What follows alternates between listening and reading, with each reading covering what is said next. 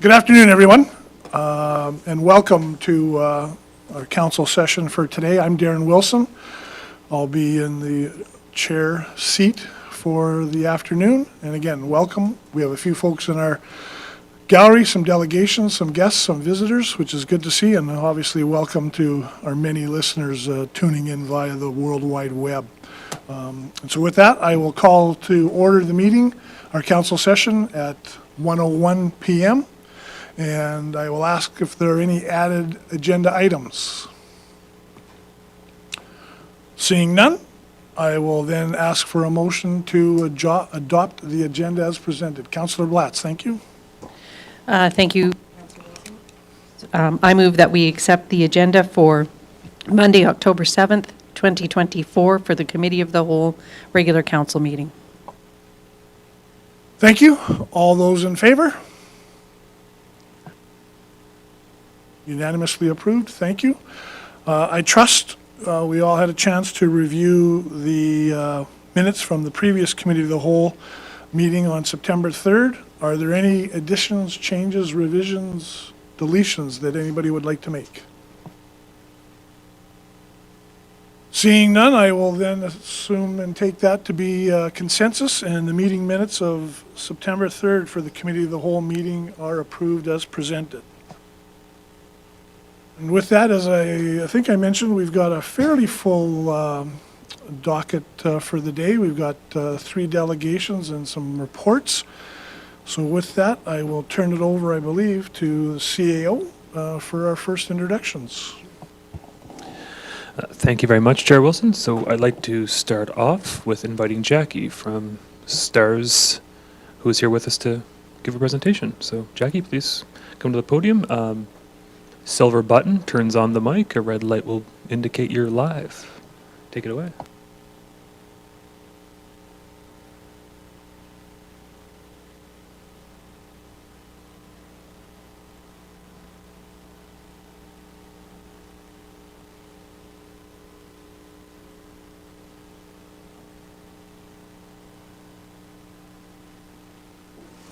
Good afternoon, Mayor and Council. Very happy to be here. Thank you for having us. STARS is a charitable organization operating in Alberta, providing critical care to our rural communities for almost 40 years now. And since inception, STARS has been built for the community, by the community, operating at no cost to the patient. We're happy to announce, you may have seen it on the news, that we secured another 10-year affiliation agreement with Alberta Health Services, our largest donor. So that provides us with $15 million in block funding each year for the 10 years. After that, we still must fundraise 56% of what is required in Alberta. STARS is an essential service to our rural communities. This is a map taking a look at where the municipal support comes from across the province. So we welcomed a number of new communities over the last year, and we have 94% rural Alberta municipalities in partnership with STARS. This shows the different levels of support. Under $2 per capita, and then over $2 per capita, anywhere up to $90 per capita is in the sea of blue that you see. These are our regional leaders. In the green, this shows our municipal leaders, and right here in Mountain View County, within the next couple years, Mountain View County will have a logo unveiling on one of our helicopters for reaching $500,000 in cumulative giving. So that's going to be something very exciting for them. Many of the municipalities have STARS on a fixed rate of support and on a standing motion to create that sustainability for STARS, which we greatly appreciate. Last year, we welcomed Sturgeon County and also Birch Hills County. So STARS is very much fueled by many different revenue sources. Taking a look at your 5-year mission overview within all of Mountain View County, there's 269 missions over the last 5 years, 85 of those within either from the Town of Olds Hospital or Scene Calls Near Olds, which makes up 30% of all of the missions within Mountain View County. This is a postal code project that's been 10 years in the making. So looking on the left side, you see the blue dots, which indicate where the patient lived at the time they needed stars. And more interestingly is on the right-hand side, which shows all the red dots of where the resident was at the time they needed stars. So looking back all the way to 2010, 138 Olds residents were flown by stars. And within the entire county, all of these residents were flown from various locations across the province from where our 6 bases are. So this is testament to the fact that the Town of Olds residents and beyond have access to stars across Western Canada. STARS is much more than rapid transport. Our Emergency Link Center is located in Calgary, where our headquarters is, and operates 24/7. The STARS transport physician provides medical and procedural guidance on every critical call there. So this is regardless of the mode of transport, even if it's ground ambulance, rotary wing, or fixed wing. They also do a lot of the scheduling and logistical arrangements, like scheduling the cardiac cath lab, a CAT scan for a possible stroke patient, etc. Also, virtual support provided to your hospital here. So that's how we're able to provide that critical care far beyond the helicopter. We do have a brand new fleet of H-145 helicopters that are operating from all 6 of our bases. We do have night vision goggle capability, and with more than 50% of our calls being at night, that's very essential. Taking a look at inside the helicopter, you can see that it's very much an airborne intensive care unit environment. STARS is staffed by a world-class crew. We use a variety of medical equipment to provide that airborne critical care right at the patient's side. Here's just a look at some of the equipment that we have on board.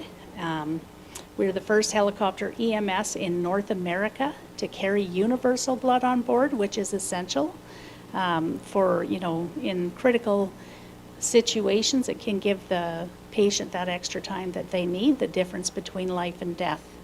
And also, another first for STARS is having the new blood plan, where there's 2 blood products that also help save the life. If they need more than 2 units of blood, then we could administer this blood product instead.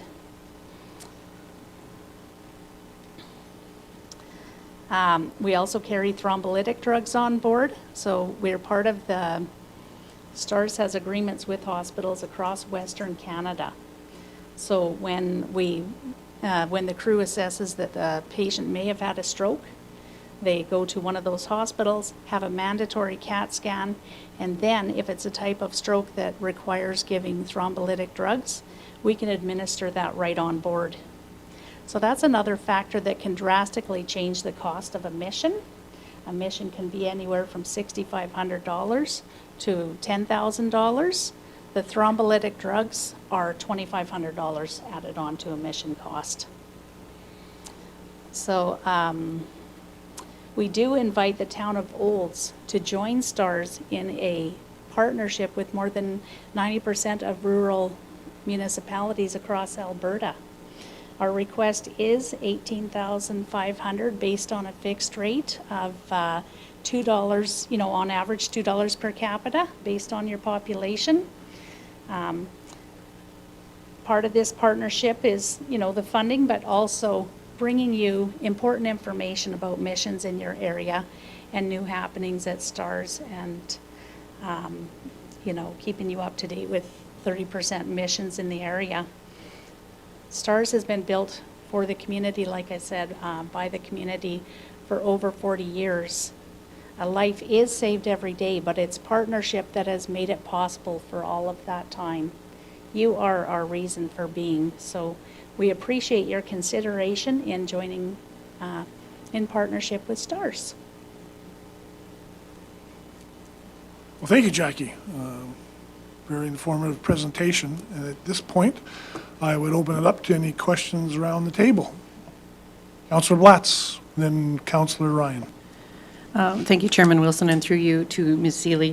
This $15 million annually that you're going to get from AHS, will that increase over the 10-year span due to COLA or anything, or is that a locked-in rate? No, that's a locked-in rate, block funding, 15 million each year. I heard you say the block funding, but I wasn't quite sure if that's what it meant, that it Yeah. would maybe increase. Okay, thank you.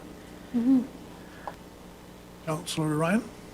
Thank you, Councilor Wilson. I just have one question. Mountain View County, you say you served by all 6 STARS bases. Where are those locations? So we have Calgary, Edmonton, Grand Prairie, Saskatoon, Regina, and Winnipeg. Okay, those are not in Mountain View County. What are the mountains in Mountain View County? Pardon me?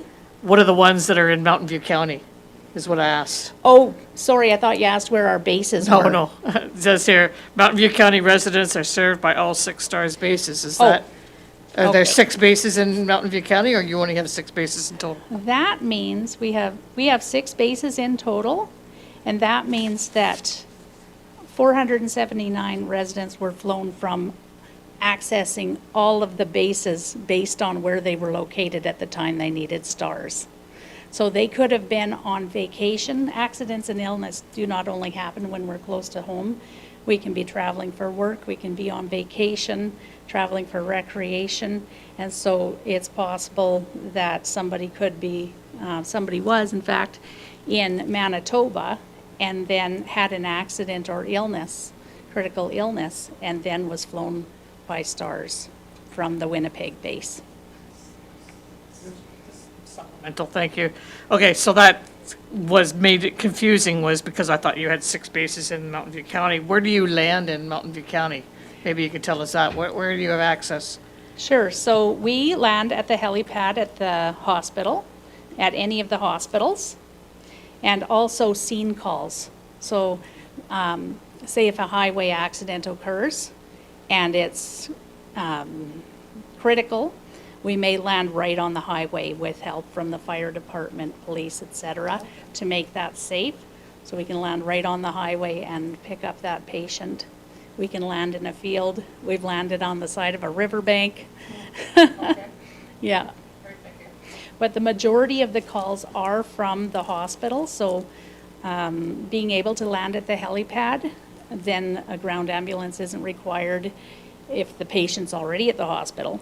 They may have also been brought to the hospital, and then if deemed critical, STARS was called. Any other? Councillor Blatz? Thank you, Chairman Wilson, and through you to Ms. Seeley again.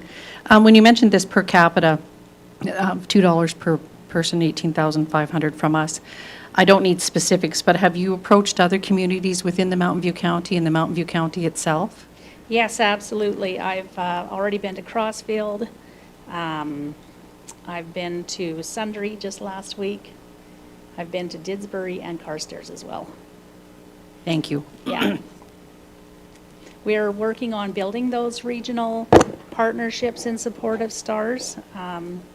So the municipal program makes up a little over 2 million of our 34.2 million that we need in Alberta to operate. So it's, many different funding sources that fund STARS, as well as the STARS lottery. That's our biggest fundraiser at 10 million. Corporate business and individual donations, and also community-driven fundraisers. Councillor Ryan?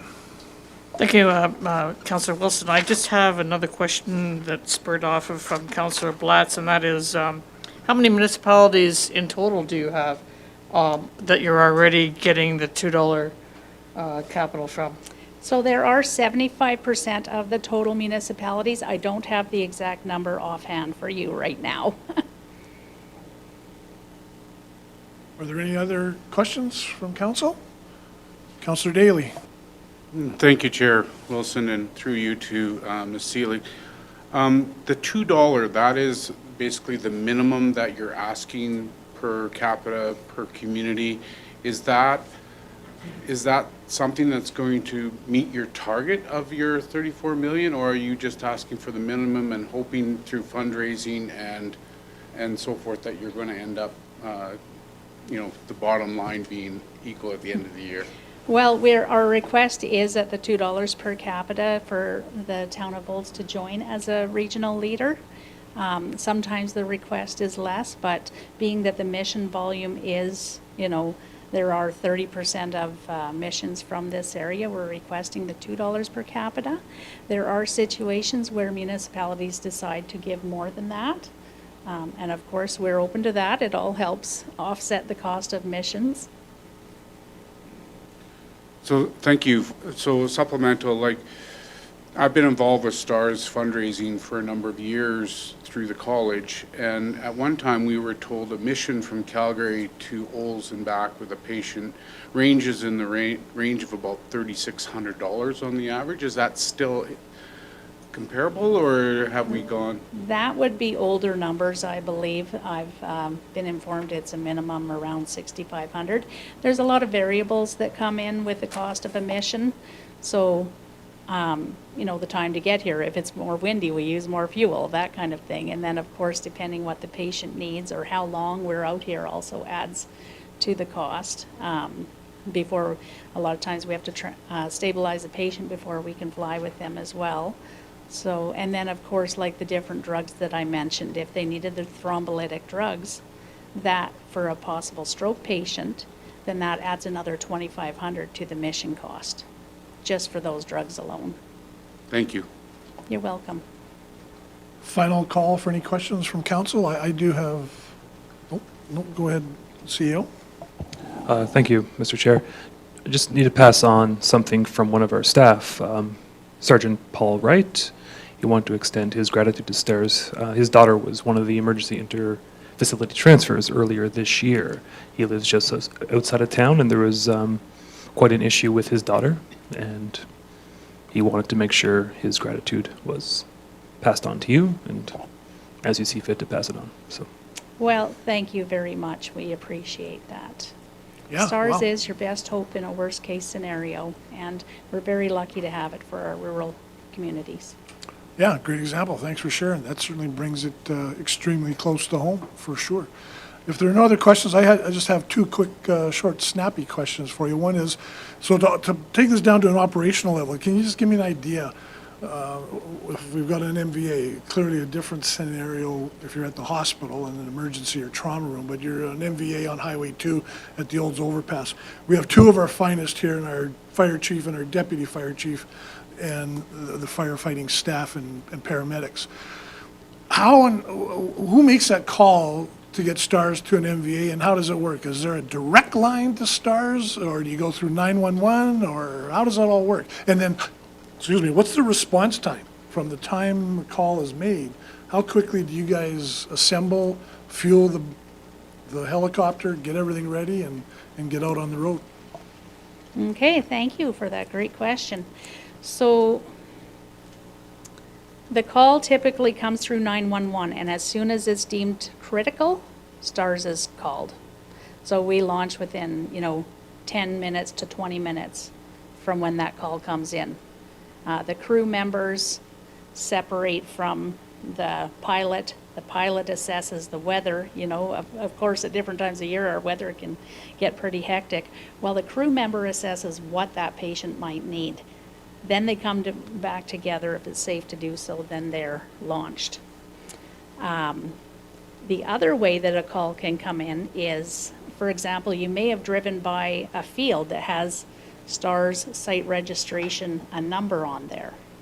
And that is a registered site through our STARS Vigilant program. So say if a farmer or an oil industry has registered their site, then they have direct access to call the STARS Emergency Link Center, and they're immediately connected with the STARS transport physician. But typically, with an accident where it would be in an overpass, then that would come through 911.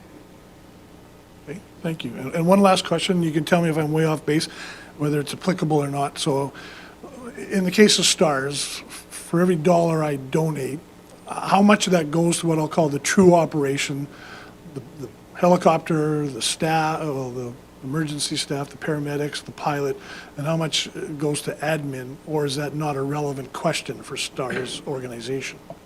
Well, it is a good question, and I know that I had it answered recently, and I'm trying to remember the dollar, but I do know that we are greatly on the low end of administration costs compared to like what is allowed by CRA, basically. We're significantly lower than that.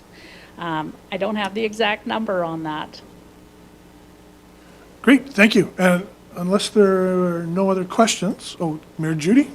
Yes, I have an interesting thought, and I just want to confirm with you. You said you secured through Alberta Health Services for 10 years. Is that common to have a decade for a contract? Yes, our previous service agreement with them was for 10 years as well. It went from 2010 to 20, and then it was year to year since then until we secured a new agreement. Supplemental with the upcoming changes that are happening on an ongoing basis and possibly an election, et cetera, you stay secured for that 10-year period? Yes, Okay, Yeah. thank you. you're very welcome. Councillor Ryan? Thank you, Councillor Wilson, and I guess that brings my curiosity to peak when we talk about the province. Why are they not funding you 100%?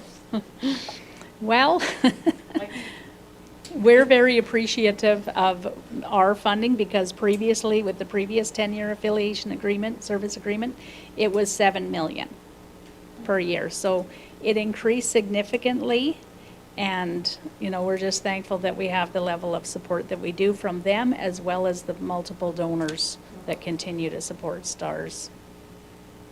Just a supplemental, Councillor Wilson. I think just a comment I'd like to make would be, this seems like an essential service for our province and for the Western provinces, for sure. I don't understand why the province is not funding this 100%, and I think it's be a good case for lobbying for the Alberta munis to stand behind this service and lobby the government for full funding, rather than them continually looking to municipalities to fund something that is essential. Well, thank you for that, Councillor Ryan. Point well made, and it may be something that, yes, going forward through a resolution process with AB Munis or otherwise through our advocacy, we may want to certainly take that message forward as we do with other key, critical, essential type services. So, and with that, I think we're done. So I would look for a motion then. Your presentation is timely. We're starting our budget deliberations, and they'll be ongoing. So we will certainly give some consideration. And can I ask or get a motion? Yes, Councillor Walsh. Yeah, thank you, Chair Wilson. I move that the committee accept for information as presented, and thank you for your presentation today. It was very well done, and the print one was really informative also.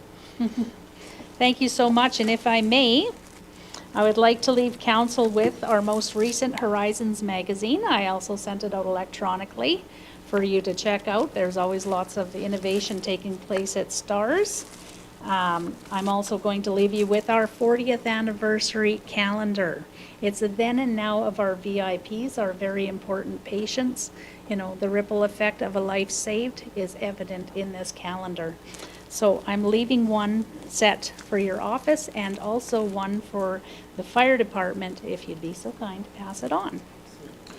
We will certainly do that, and thank you again, Jackie. And with that, I will call for the vote on the motion. All in favor? Unanimously approved. Thank you, Council, and thank you again, Jackie.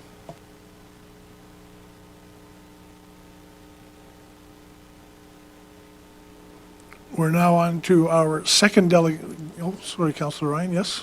Thank you, Councillor Wilson. And before we move on, I was just wondering if we could, if I could ask the CAO whether or not this would be an appropriate item for resolution, and how would we go about putting something together? I know that we just had our convention, and it would definitely be not until next year, but I'd like to maybe put it on the calendar for us to consider in the future. Great suggestion, duly noted. And with that, we will move on to item 3B under presentations and delegation, the delegation Connections Travel Alberta 2025 Government of Alberta, and I will again turn it over to the CAO for the introductions. Thank you once again, Mr. Chair. And with us today from Travel Alberta is Lisa, who I believe is Manager of Destination Development. So, Lisa, the floor is yours. Well, first of all, thank you very much for having me out this afternoon. I wanted to bring you up to speed on what we're calling the Tourism Development Zone. And then, have you got my, I think, well, that's the actual discovery report. The presentation should be there. Okay, so I just wanted to bring you up to speed on what we're calling a tourism development zone, and we have 10 of them throughout the province. So Travel Alberta has a very lofty goal of increasing our tourism revenues to $25 billion by 2035. So currently, the most recent numbers I have are we're at about 12.7, I believe, billion currently. So we're, again, hoping to extend that to 25 billion by 2035. So in order to do that, what we're looking at is, we know that we get a lot of tourism, of course, in what we're calling our legacy zones. So the legacy areas would be both thinking about the mountains, Banff, Lake Louise, Canmore, Kananaskis, and then the other being the cities. So both Edmonton and Calgary. So did you want me to help? No, my find that? apologies, it's we assume they will be in the same document. Oh, the one that I just downloaded for you? Oh, sorry. No, it's okay. Sorry. Sorry. This one, yes, yeah. No problem at all. Great, thank you. There we go. And then, okay. Do I just click click? Oh, to move forward, the center, or just use the arrows? Okay. Perfect, thank you, sorry. So these are where I was saying that we were looking at the legacy destinations, as you can see there. So if we continued on just focusing our areas or efforts on that, sure, we would continue to grow tourism revenues, but we wouldn't be growing them at the pace in order to meet our goal of 25 billion. And so we know that there's so much more to see within the province. Of course, there'll still be our anchor areas that, people, international visitors, still going to want to go out to the mountains. They're probably going to land in the cities, of course, from flying in from other countries and so forth. But there's so much more to see within the province of Alberta, and this is why we're now expanding it out to look at some of these rural areas. So thus being what we're calling this Tourism Development Zone project. So as I mentioned, there's 10 of them throughout the province, and where we looked at is where were some areas, you can call them corridors, or areas where, there already was a collection of tourism product available, but where could we grow and look at these areas, and which had the potential to, again, continue to grow, and we could focus in on some areas. So organically, I guess you could say, you can see they're from north to south, east to west within the province. And so the one that I'm focusing on today is the Olds Lacombe. So within my region, I should say, I work with Travel Alberta as a destination development manager. I work with communities within my region. There's 7 of us, which kind of divide out the province. And my area is primarily in the central Alberta area. I have 3 development zones within my region. This one as being the Olds to Lacombe. I have one that's in Cochrane to Sundre, and the third one being the David Thompson region, which goes from Rocky Mountain House along Highway 11 all the way out to Nordegg and beyond, actually right to the Icefields Parkway. So you can see that as we look at this, it's really across throughout the whole province. So just when we look at some of the research, so we did a ton of research, not only when we suggested these areas, then we started to pull away and say, okay, well, let's look at these a little more in depth to see what the potential could be. So here's some projections that we made. A lot of this data was based on when we started taking, as I said, a deeper dive in 2022, but looking at projections of 3.9% projected visitor spend, which equated to an estimate of increase of 98 million. And again, this is within just this corridor area that I'm talking about. And then again, 719 job creations. So you can see on the map there, Olds is part of it. It kind of goes west, but it also includes not just Lacombe and Red Deer, but it would include Innisfail, Black Falls, Sylvan Lake areas as well. So from an engagement standpoint, again, when we started to peel away and look further into this, we reached out to 61 stakeholders within the region, 321 businesses and 5 communities, and really talking to them. We hired consultant firms who worked on all 10 of them. So there was different consulting firms working on different zones. And as you'd received, that discovery report is kind of a compilation of a large, basically 130-page document, and then kind of brought it down to a more manageable bite size. But when the consultants started to look at this region, we did a lot of consultation as well. So some of the things we heard from residents, because we also did resident sentiment, and questions that were the same throughout all of the zones. So 74% in this region said, yes, I would welcome more visitors to my community. 73% said that tourism is important to my community. So it's good to see these numbers. And then 60% said a strong tourism industry improves my quality of life. And this one, 60% is actually pretty good compared to a lot of them. I think it's dependent on how you think about it because of the way the question was asked. Residents don't always understand how the tourism, so if a new hotel comes into my community or a new attraction, does that improve my quality of life? And we can think about it, well, maybe there's a new restaurant coming in, that improves it. Maybe the new hotel has a spa attached to it, or it gives a place for my visiting family and relatives to rather sleep on my couch. They can go to a hotel and give me some peace of mind, depending on how long their stay is. So we may not see that as high a percentage, but to be honest, this is actually quite good. So people are understanding that. So the Alberta market demand, again, these are just some other questions that were asked. 51% have a positive impression on this region. 37% are likely to visit. So we know there's room for improvement in that area. And then 55%, not bad, are familiar with the area. But again, we do have lots of area to improve that. So when we look at activities, Albertans that align with this area, 33% in the farmers market, and we know there's lots within this region. 32, again, camping. We know there's lots of camping within the area. And then 29% good old breweries and distilleries, which we know, again, is on the increase, and especially in this central Alberta area. We have lots of great distilleries and breweries and some wineries, so fruit wineries as well within the region.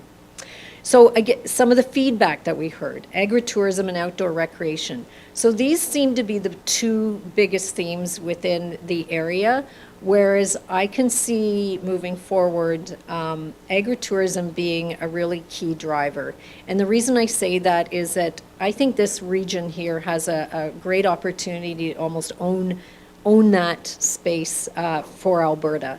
Yes, Lethbridge is going to, and Medicine Hat may give us a bit of a ride for our money because they are also, strong in the agritourism.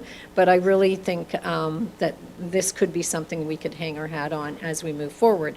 With not just, we've got here the Olds College, we've got so many even small businesses that are offering from U-Picks to farm tours, to other, agritourism related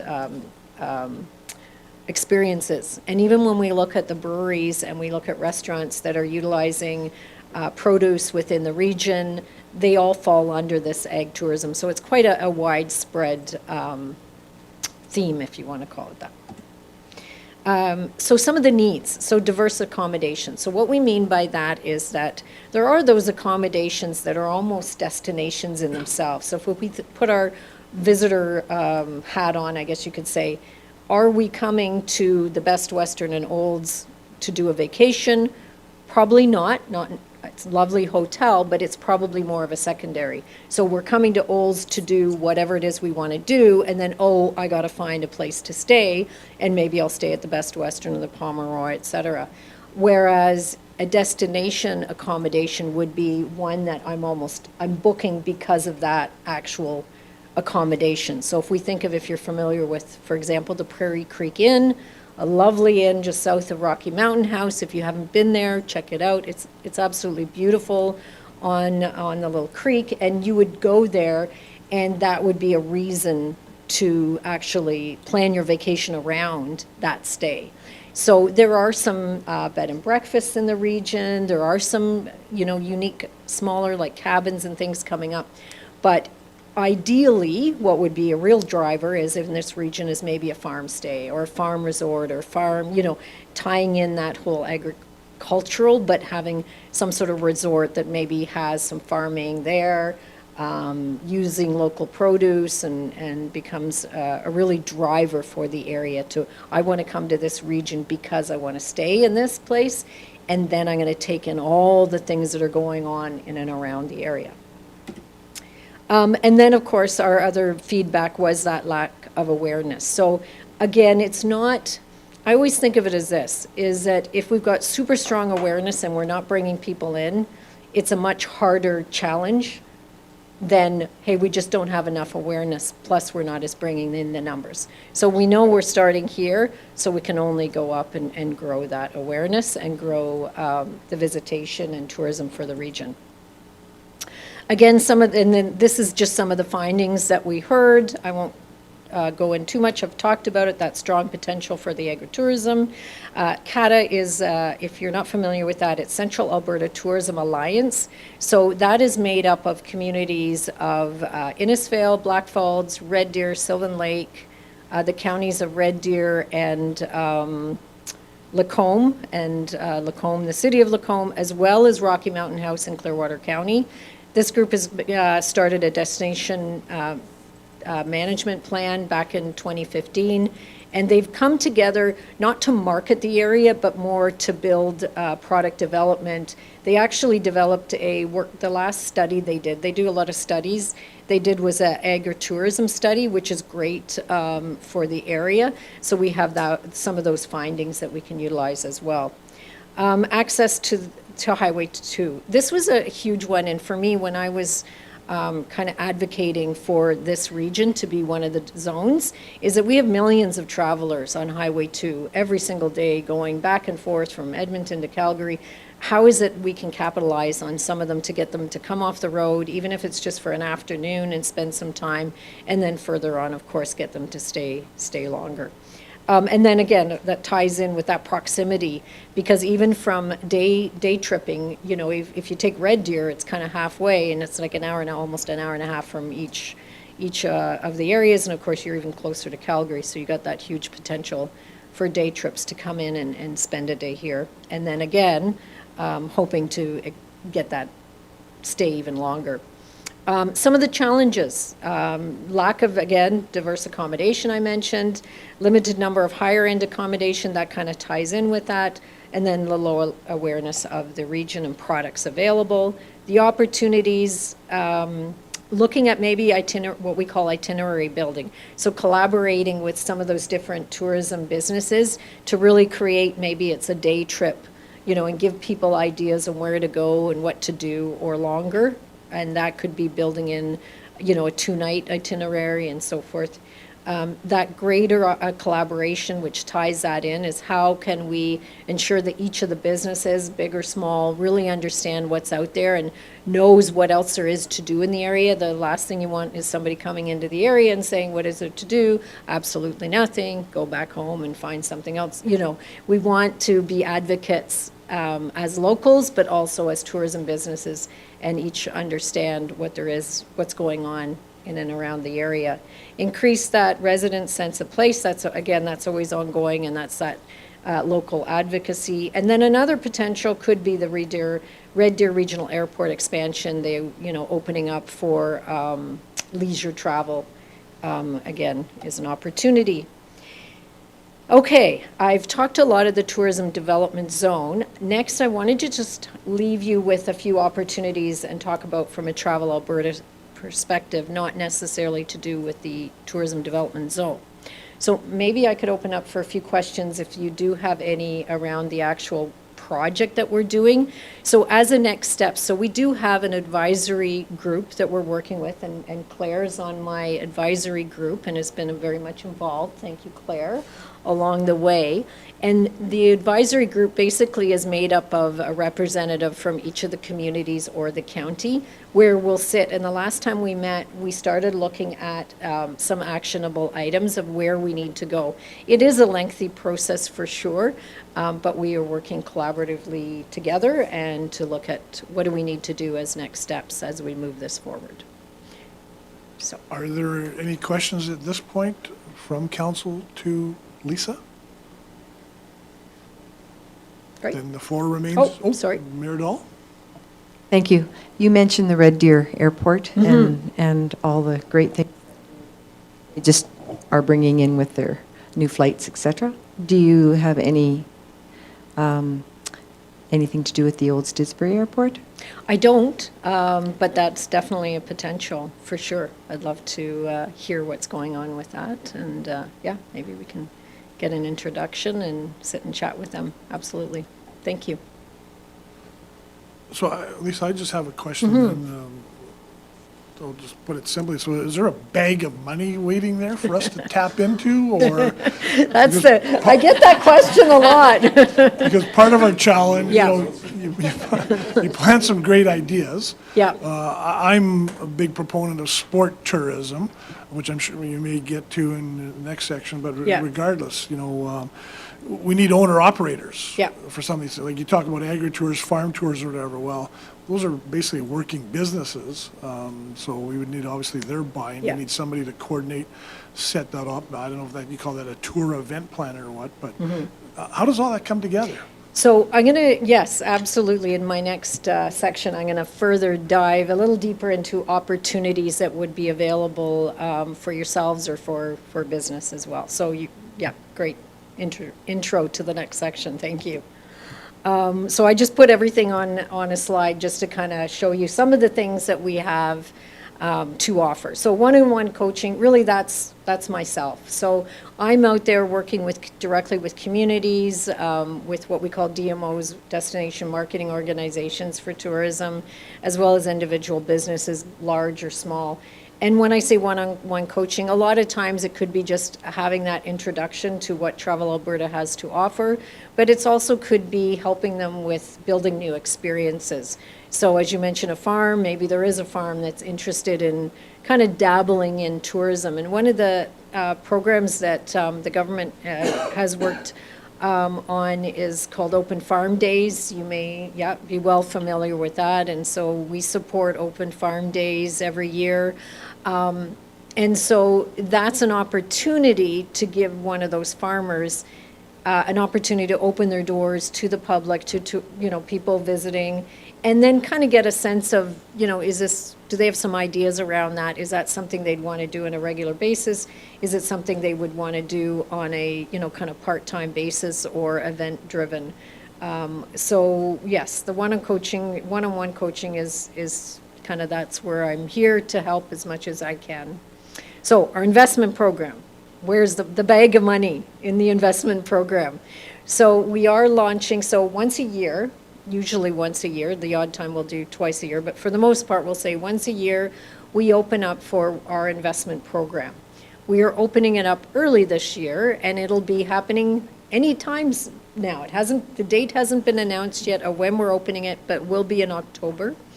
And so there's basically 3 streams of funding. So there's a funding which is called the Rural Development Funding, and that's where either destination marketing organizations, tourism groups, or municipalities will apply for funding.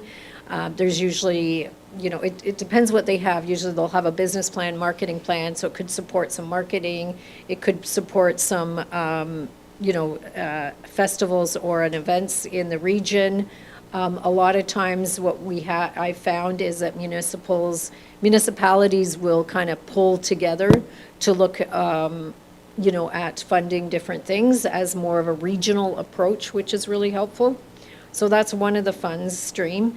There's another funding stream which is specific to events and festivals. So that's a wide range. Now, keep in mind, when you mention sports, amateur sporting events, we do not fund, but they would be more, it could be cultural, municipal, ones that you think of visitors coming specifically to see.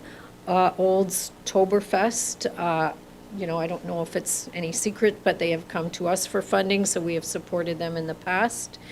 That would be a major draw. So when we look at events, they would be 2+ days. The whole idea is bringing people in that may otherwise not be coming into the community, and then hopefully increasing the visitation for overnight stays. So that supports the accommodations. Of course, it supports the actual event itself because people are coming for a longer time, but it also helps support other businesses, whether even just coming up and filling up with gas, but also, of course, the restaurants, the shops in Uptown Olds, they all benefit from driving people that otherwise weren't coming to the community. So there's this, as I said, the events. Now, from a sporting perspective, because we're tourism and sport as our ministry, so the sports section of tourism sport does have a couple of different grant programs. I know there's one that's coming up. I think the deadline date is in October 15th, if you're not aware of that one. It's a major sports funding program. Now, I'm sorry I don't have, because it's run through our sports stream, I don't have a lot of information on that, but I know that it is there. So if you were interested in that, I would say check that out immediately. The other one, which unfortunately it's already closed, but it could be a yearly, I'm not sure, is one that's activating active communities funding program, and that was one for more infrastructure. So communities could apply for things like sports, recreation facilities, sports fields, courts, tennis courts, pickleball, and skating rinks, pools, that sort of thing. That one, I think, closed up in the summer, but that one was also available to communities. So keep in mind, and then, as I said, I don't know if it's something they would be running again next year, but certainly have a look at that one. And if you ever need any of those links, just let me know, and I can always flip you the information on that. And then the other program through the investment program is what we call product development. And this is very much specific to tourism businesses.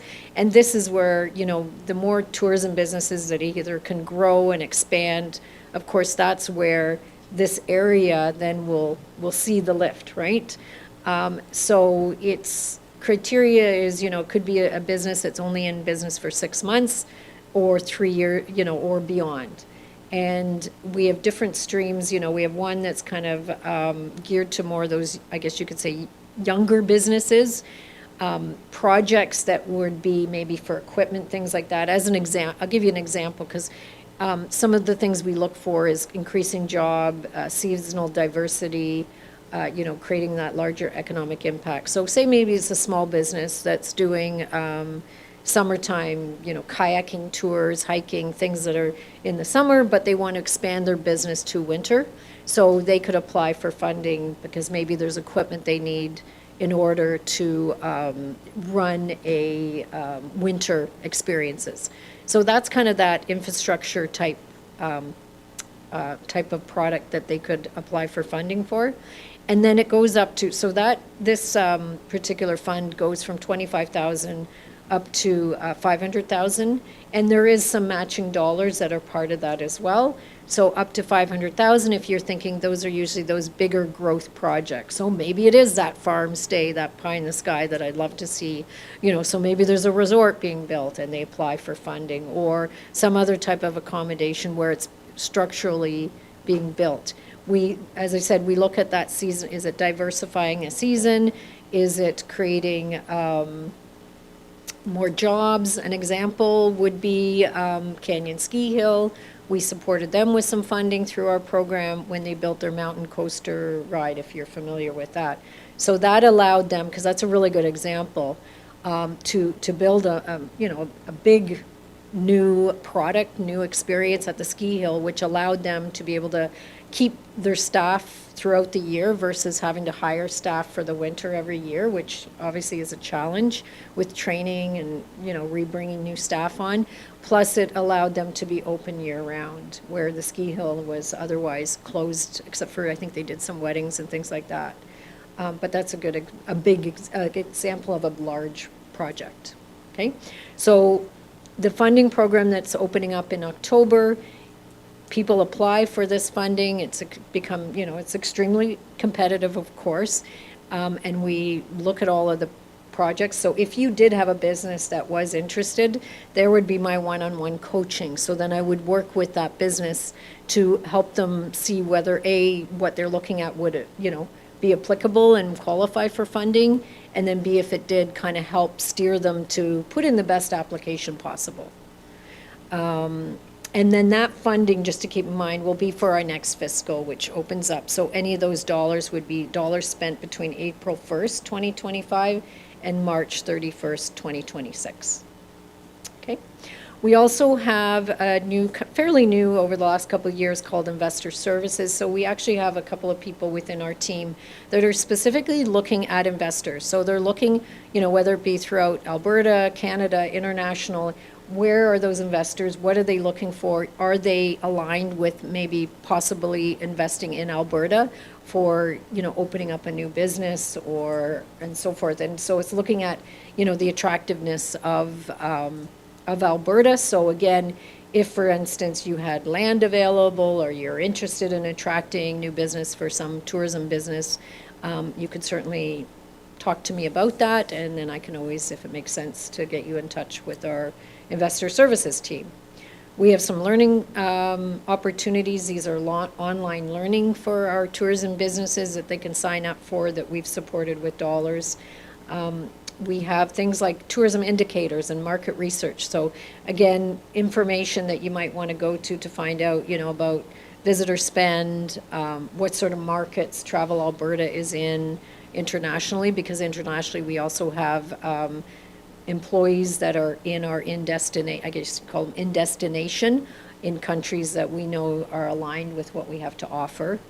And our Connections e-newsletter, I always encourage our tourism businesses to sign up for that. It usually comes out on a monthly basis, and that keeps everyone up to date on, for example, when the investment program is going to open, things like that. And then lastly, everything is available. All of these things that I've talked about are on our industry website, which is industry.travelalberta.com. Sorry, I realized I skipped ATIS. That's Alberta Tourism Information Services. That's basically a database of all the businesses that sign up within the province. And tourism businesses, if they meet the criteria, will have the ability to be on our consumer website. So on travelalberta.com, which gets millions of hits, they can have a full-page website, which also then links to their website with no cost at all, and it also links to their social media platform. So again, we would hope that all the tourism businesses within Olds, for example, are set up, because then it just shows there's all the things there is to do in the region. And that's it. So I know there was a lot of information. So I just wanted to say thank you again for having me out this afternoon to at least kind of give you an idea of what's happening, and just to present to you this tourism development zone that you are all a part of. Well, that was great. Thank you, Lisa. And again, I will turn it over to council if there are any questions or need to clarify anything. Councillor Ryan. Thank you, Councillor Wilson. I just have a quick question for you, and that was, how was it determined that you would go that length from Lacombe to Olds? I mean, It's a good question. Yeah, it's and kind of an interesting, Yeah. like, So there's a few things. It was started, I'll be honest, with myself. So all of us destination development managers would provide ideas, I guess, quite a few years ago to say, here's one I think has potential. We were calling them corridors at that time. So where is an area that has, some good tourism product that has the potential to elevate to the next level? So we may have started with a list like this from all of us, and then it brought down. Olds Lacombe region, the reason being is I always thought there was huge potential for agritourism. That was in my head, why? And I know that Lacombe is big in agriculture, and I know Olds, especially because of the Olds College, has huge opportunities. So this is why that kind of area. After you go into Olds, yes, is there more farming? But there is quite a bit of a gap in between, if you think about maybe the next, you're looking at Wetaskiwin and so forth, and then there's kind of a gap. So I did look at also the number of product, because I needed to know that there was a good sense of product and how many of those tourism businesses that I work with, can I put on a, if you were to map it and put all the dots there, yeah, there's a good concentration of product as well in that area. So, and then from there, we started to, as I said, do the research, start to take a deeper dive and look into that. Thank you. Any other questions? I just have one, maybe perhaps more for the CAO. And again, I'm just looking down the line. We have lots of priorities. We're a thin organization. Just wondering your thoughts at a very high level. If we were to look into this, where would this fall within the organization? Is this an Invest Olds thing? I know we have a grants individual as well. Just interested in your thoughts on kind of how we would, again, operationalize something like this at the appropriate time. Thank you for the question, Councillor Wilson. Short answer is yes, with Invest Olds, that tourism is going to be contained within the future economic development strategy that Invest Olds, there are EDAC committees working on. We are aware and very interested in I believe it's the October release of that grant program. Some of the grant programs we weren't eligible for, like the large event one, or the large, anyways, it's not municipalities, but other ones we are. But to your point, I believe Council's direction has been more towards the event-focused tourism, and that's what we hope we can build Council's marketing plan and in relation Invest Olds is a tourism focus on. So long way of saying yes, we are aware and we do want to incorporate that into what the eventual strategy looks like from Invest Olds. Thank you. Last call for any questions? Seeing none, Lisa, thank you very much. Great. Thank you all. Sure we'll be in Thank you. touch. Great. And with that, I would look for a motion for the Connections Travel Alberta presentation. Mayor Dahl. Thank you, and through the chair, I move that the committee of the whole accept the information as presented. And thank you once again. Thank you, and I will call for the vote. All in favor? Approved unanimously. We will now move, and thank you, Mayor Judy, for the motion, and we'll now move on to item 3C on the agenda, the delegation of the Jasper wildfire presentation. And again, I will look to the CAO for the introductions. Thank you once again. This came from a interest query from Council not too long ago regarding a report on our support for the wildfires in Jasper. So without further ado, today we have Deputy Chief Stephanie Bibeau with us, who led our contingent from Olds to Jasper earlier this year. So Stephanie, please.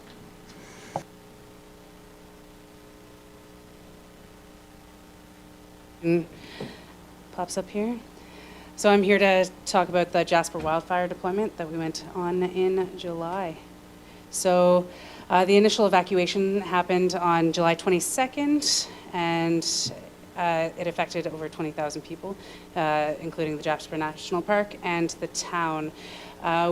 Myself and 3 other firefighters were sent to Jasper for the protection of structures, and we were there for 3 days.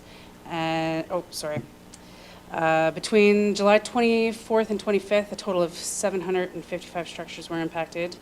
But they did, in fact, protect the critical infrastructure, the fire department, the hospital. So the total area burned was 32,500 hectares, making Jasper Wildfire Complex the most devastating fire to hit the national park in over a century. And there was over 3,000 personnel deployed to combat the fire. So this was us. This was Olds Fire, our truck, as we were driving in. And over a third of the total infrastructure of the town was destroyed. So myself, along with Lieutenant Brandon Thompson, Lieutenant Sarah Manton, firefighter George Holstock, along with our pumper 620, were deployed, and we were sent from July 25th to July 28th when we answered the call from the province. Our primary task was to extinguish house fires and tackle spot fires, and once the fire had rolled through, putting out and overhauling the structures, so the people could actually return to their home. So this was us as well. So some of the key challenges were collaborating with all of the firefighters around the area, because everybody was called in, and there was at least 300 firefighters at the time that were there. There was a lack of efficient resources. There was no power, running water, and even finding water at the time to put out fires was interesting. And a lack of reliable information where the fire was it coming back, so on and so forth. But it was overall a successful operation. We did work very well with all the teams that were there, and we did it safely. And this is just a few of the pictures. So in a nutshell, that was our few days that we did spend in Jasper. And we worked tirelessly to protect the community and support the brave local firefighters, because the people who we were working with had lost their homes, and they were still fighting the fires as their homes were gone. So, and we do wish them the best in rebuilding. And so, does anybody have any questions? Thank you, Deputy Chief, and I will turn it over now to council. I see a few questions. We'll start with Mayor Judy and then Councillor Blatz. Thank you very much. Could you just share a little bit about how your communications worked? Were there still cell towers? Were you using radios? How did you? Cell towers were still up and running at the time, but everybody during operations were on AFRAX radios, so everybody had radios. We took extra radios, so everybody did have communications during that time. Yes. Councillor Blatz? Thank you, Chairman Wilson, and through you to Stephanie. First of all, thank you to you and all the team that were deployed. I spoke with a couple of the councillors at our last Alberta Munis conference, and they were eternally grateful to all that were deployed. And I just wanted to extend that, and they asked me to. I said, I thought we would be having a presentation from you, and so they wanted me to extend their gratitude to all that went. Yes, thank you. Councillor Ryan and then Councillor Cummings. Thank you very much, Councillor Wilson. And yes, thank you very much for the work that you guys did while you were up in Jasper. I know it was well received, and yeah, I heard a lot of people thanking the town for setting up a group, so that's great. One of the questions I have for you is, you've gone up there, you've experienced it. Is there a big takeaway? What was your big learning experience from there that you can bring back to the town and share with the rest of the department? For me personally, that was my first deployment for municipality. I've done many international deployments, but this was the first time that I actually got to see the municipal deployments and how that works. Also, the being able to see unified command, so national and provincial work together as a team in the ICP. That was a very big takeaway for me as the DEM for the town. I also got to meet so many other firefighters, so that was very important for me. But the biggest takeaway was the learns for the deployment for myself. Thank you, Councillor Cummings. Thanks, Deputy Mayor. So I do have two quick questions here. One, after the whole event in Jasper, has any organization, because this was kind of a weird one being federal and provincial in nature, has any of these organizations from the federal provincial DEM system contacted you to ask for any sort of feedback on your opinion of how the evolution ran from an organizational standpoint or stuff like that, as we would know as an after-action report from the event? Not yet, but at our level, that wouldn't necessarily be, they would have asked for everybody that was in the ICP to see how it was run at that level. But at our level, they have not reached out yet. I'll supplement that one before I ask the other question. It seems like the boots on the ground would be the better, a good group of people to ask how things ran, because you see how things run a little bit better, I think, than the guys in the tent at the end of the day. The other question I had was about the radios. You said the name of the radio, but I forgot the name of the radio.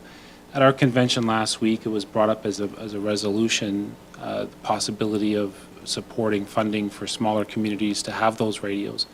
You said you brought extra radios up. Is that in anticipation of some community fire departments showing up without those specific radios so that you can communicate with everybody? I'll start with your first comment. AMA were on the ground, so they were talking to us very regularly, so they did get our opinions, and we did have open dialogue throughout the whole experience. So our voices were heard through the province, through that means. The AFRAX radios, we brought them up not for other municipalities per se, but just in case ours went down and we needed extras, or if we didn't have extra batteries and there was no way to charge. So we did think of that. So then, would you say that, because you did say communication was pretty effective there on the ground, was there any, and again, I'm just coming back to our discussion or debate that we had at our convention last week. It seemed very heated that a lot of communities couldn't afford these radios. But the experience I've gotten from talking to actual communities and actual firefighters is most, if not all of them, have these radios. Was that an issue at all? While you were up there with the multiple communities that you had experience with up there? Not at all, because the AFRAX was brought in and there were cases of AFRAX radios that were available. So there was no communication issues whatsoever because these were available. And at any time there is a large scale issue, we can reach out to them and they will bring us extra radios if required. It may take a little bit of time, but most does. So, welcome. Any further questions from council? I just have one or two, and I'll take it down to like the 0 foot level, because I'm the closest I've come to disasters is living in my own house with things that go on there. But, and I know you're hardened in the roles that you guys do, so I imagine it's quite a 6-hour drive to get up there. You had vehicle trouble, a drive tire or whatever. So the adrenaline's pumping. So you get up there, like, how is that working? Where's the EOC? Are you guys going, like you mentioned, you're up there for 3 days. Are you going 72 hours nonstop, no sleeping? What are you eating? Where are you sleeping? What's the conditions like? Like, a simple question. Yeah, absolutely. So we did have issues getting there. Our drive tire did blow out, and we, on the side of the road, we got a new tire and continued driving. We got there at 7 o'clock in the morning. We reported to the fire department, which we were told was where we were supposed to meet. We got our briefing and went out to work. So at this point, we had been going for, we got the call at 6 p.m., got there at 8 in the morning. Most of us had worked throughout the day, so 24 hours. We worked until 5 p.m. that day. We went to sleep. So what we'd happened is pretty much when a disaster happens, the town is open. So we went into a couple hotels. We were told to get a room, catch some sleep, and then we got some sleep that night. What was for food? They did have food trucks. They had people with barbecues. So people were contracted out to provide us with food. Because there was an undetermined amount of people on the ground for the first few days. There was enough food, but it was just when it came was a little up in the air, but we were fed. We had beds, We didn't have running water, but that is okay. Yeah, we were taking care of, everything got there eventually. It was fairly well run. Great, well, thank you. And again, my colleagues have already expressed, and I will as well, a big tip of the firefighter hat to you and your colleagues that went up there. So, are there any other questions? Seeing none, I will ask for a motion for the Jasper wildfire presentation. Councillor Blatz. Thank you, Chairman Wilson. I move that the committee accept the information from the Jasper wildfire as presented. All those in favor? Passed unanimously, and again, thank you, Deputy Chief. Thank you very much. Proceeding to item 3D, page 70 of your agenda, the Infrastructure Services Quarterly Report. CAO, once again, you're on. Thank you again. I'll just pass this expeditiously over to Director Pedro, who will lead us through this Q3 report.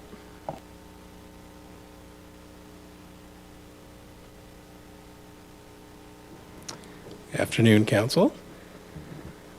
So, starting off, we've been quite busy this quarter. Q3 is typically sort of the seasonal time of year where things start to get underway.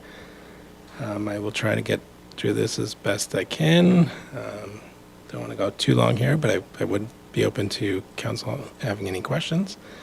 So we will start off with our utilities summary. We have expanded this out to include more of our core services and integrating some of those water loss and I&I initiatives. As you can see, we've done quite a bit on Q3, so there's 24 catch basin repairs completed. Those were contracted. 22 manholes were relined. Again, that was contracted work as well. We've adjusted 6 manholes in Q3, and that, again, is just essentially raising them from being buried or at grade, just to stop that water inflow there.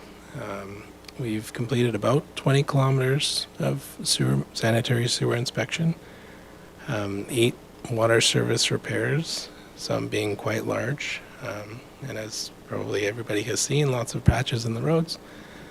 And we've pressure tested about 620 homes in Q3. Now, this is a relatively new initiative, but it's proving quite effective for us.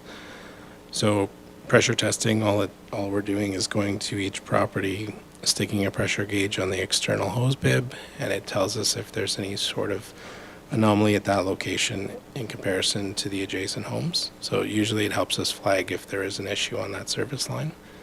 So we've started that initiative. The goal is to complete most of the town. There's approximately 4,000 locations. If we can get about 3,000 of those locations done, I think we'll be in good shape. Next slide. Oh, my least favorite slide. So this is essentially our financial exercise.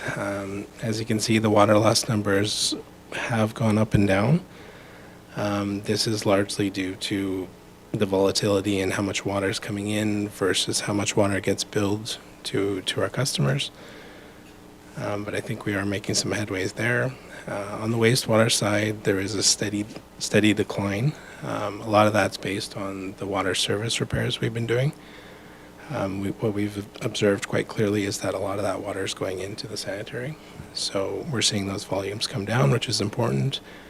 I will note that the September numbers are not included here because we don't have those October billing volumes yet. But what I can tell you, based on some of our Water Commission and Wastewater Commission numbers, that those have gone down quite a bit. So would be happy to report those on the next quarter, of course. Now here's where I start getting into the weeds. I just wanted to give council an idea of what our volumes are looking like. So this chart, I appreciate, may be a little bit hard to see, but it's from July 1st to, I think, September 25th. Now, on the water side, which is that blue line, you can see a fairly consistent drop in our volumes there. And then same thing on the wastewater side, which is that orange line. So really, something like this is what I would look at to gauge how well we're doing. Of course, there's a lot of variability here, especially on the wastewater side, and particularly on the water side as well. There's seasonal volatility there, but overall, if we're seeing these trends go down, we're certainly headed in the right direction. So yeah. And then this one is also quite interesting. So this is strictly our wastewater volumes for Q3 versus the rainfall. Now that blue line at the top, again, is our wastewater volumes. You can see that going down. But what's important to note on this graph is that even though there is precipitation included, we're seeing the effects of the precipitation lessen as time goes on. That is related to multiple items. So that could be related to less drier conditions, so groundwater is less of a factor, and is also tied into the fact that we're doing a lot of improvements to the system, so less water is getting in. So it is a good trend to see. There was a few events during Q3 where there was quite high daily rainfall amounts, so upwards of 20-25 millimeters a day. So I think we're doing fairly well there. Water meters. So this is sort of an introduction to council about what our plan is for the meter program. As council would know, we did have a pilot program ongoing with Camstrip water meters, residential, and a few commercial water meters. 95 of those locations have been running for approximately six to 7 months at this point. The important thing to note here is that we have had increased net billing to those customers. So because those meters are ultrasonic, they're replacing much older, much less efficient meters and much less accurate meters. We have seen that billing go up, so everything's more accurate, which is great. We did have one location where the meter actually detected a leak within the area during the pilot program. So that it's a limited sample size, but it does at least show us that there may be something to the leak detection hardware in that meter. Historically, there's been many manufacturers who claim that there is leak detection built into their meters. I have not seen that be successful until this particular point. So I think that's a positive for that meter. And then the remote access capabilities have been quite handy for us. So with those meters, they're integrated remotely, and we can access them 24 hours a day, 7 days a week. So if we do get a call for someone who has an issue on their property, we can immediately log in and take a look at that. And on the flip side, if we're tracking any sort of trends in an area, we can log in and do that work remotely as well, instead of waiting till at the end of the month. So our proposal, which will be a budget discussion shortly here, is that we actually start full implementation of those meters, roughly $500 a year, and with that approximate cost of $500,000. And we think that this is going to be quite valuable in both that increased accuracy on the billing side, as well as bringing our old meters, which 879 of them have exceeded their service life, to a proper standard there. And of course, the leak detection technology will be helpful in our investigation work. So, water surface pressure testing. So just giving council a visual of what that looks like. This is our water surface pressure layer on the GIS system. And so we've been logging all of the locations as we complete them. And this just gives us a great visual tool on identifying where those pressure discrepancies are located. So as you can see, this screenshot was taken before all of the repairs on 60th Street. Many of those locations on 60th Street did turn into actual service line leaks. And that was strictly based on us doing this type of investigation. So really getting boots on the ground, doing the work, and it's paid off for us. So I think it's an important part of our program going forward. Okay, sewer main inspections. So just a few of my favorite photos of what we found so far. We're approximately 40% complete of all locations. And just as a reminder, in the top right, all of those orange highlighted sections of pipe, those are all the inspections that we are going to perform this year. And so what we've found is there's been quite a few deficiencies, some more significant than others. That photo in the top or bottom right half corner, that was that infiltration on 50th Street, which turned out to be that 2-inch water service tying into the building, and all of that water was literally going into the sanitary service. And that one, based on the data since that repair, has dropped our volumes by about 350 cubes a day. So it's quite substantial. We likely wouldn't have found this without actually doing that camera work. It was one of those locations where the business owner really didn't identify that they were having a water pressure issue, even though their location was down to 12 psi. But they just thought it was normal. So they didn't think of actually raising or calling us or asking someone if this was an issue. So yeah, a lot of success on the camera work side. So, and since I guess since doing a lot of those repairs and doing that work, we found at least 14 others from the small sample size of footage that we do have. Once we complete 100% of the investigation on the camera work, I expect we'll probably find quite a few more. So we'll keep going with that work. Sanitary main relining. So just giving council an idea of the locations that we are doing this year. This map is showing the 2.3 kilometers that was not completed in 2023. So the intent is to finish those off and then add approximately another 2.5 kilometers to the program this year. And a lot of those new locations would be based on the camera footage that we do have. So this particular work is underway. The contractor did start the preparatory work actually this Monday, so things are going quite well. So water loss and I&I next steps. We've kind of divided these into two categories. Real losses being those physical leaks and physical I&I locations. So we're going to be continuing the work that we've been already doing there.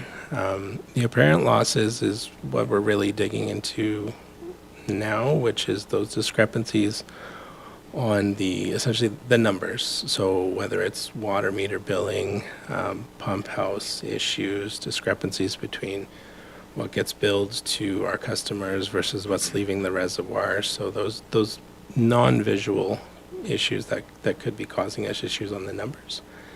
So we're going to do a lot of work there. There's a lot of work that needs to be done in the pump houses, the meters that are old or haven't been calibrated.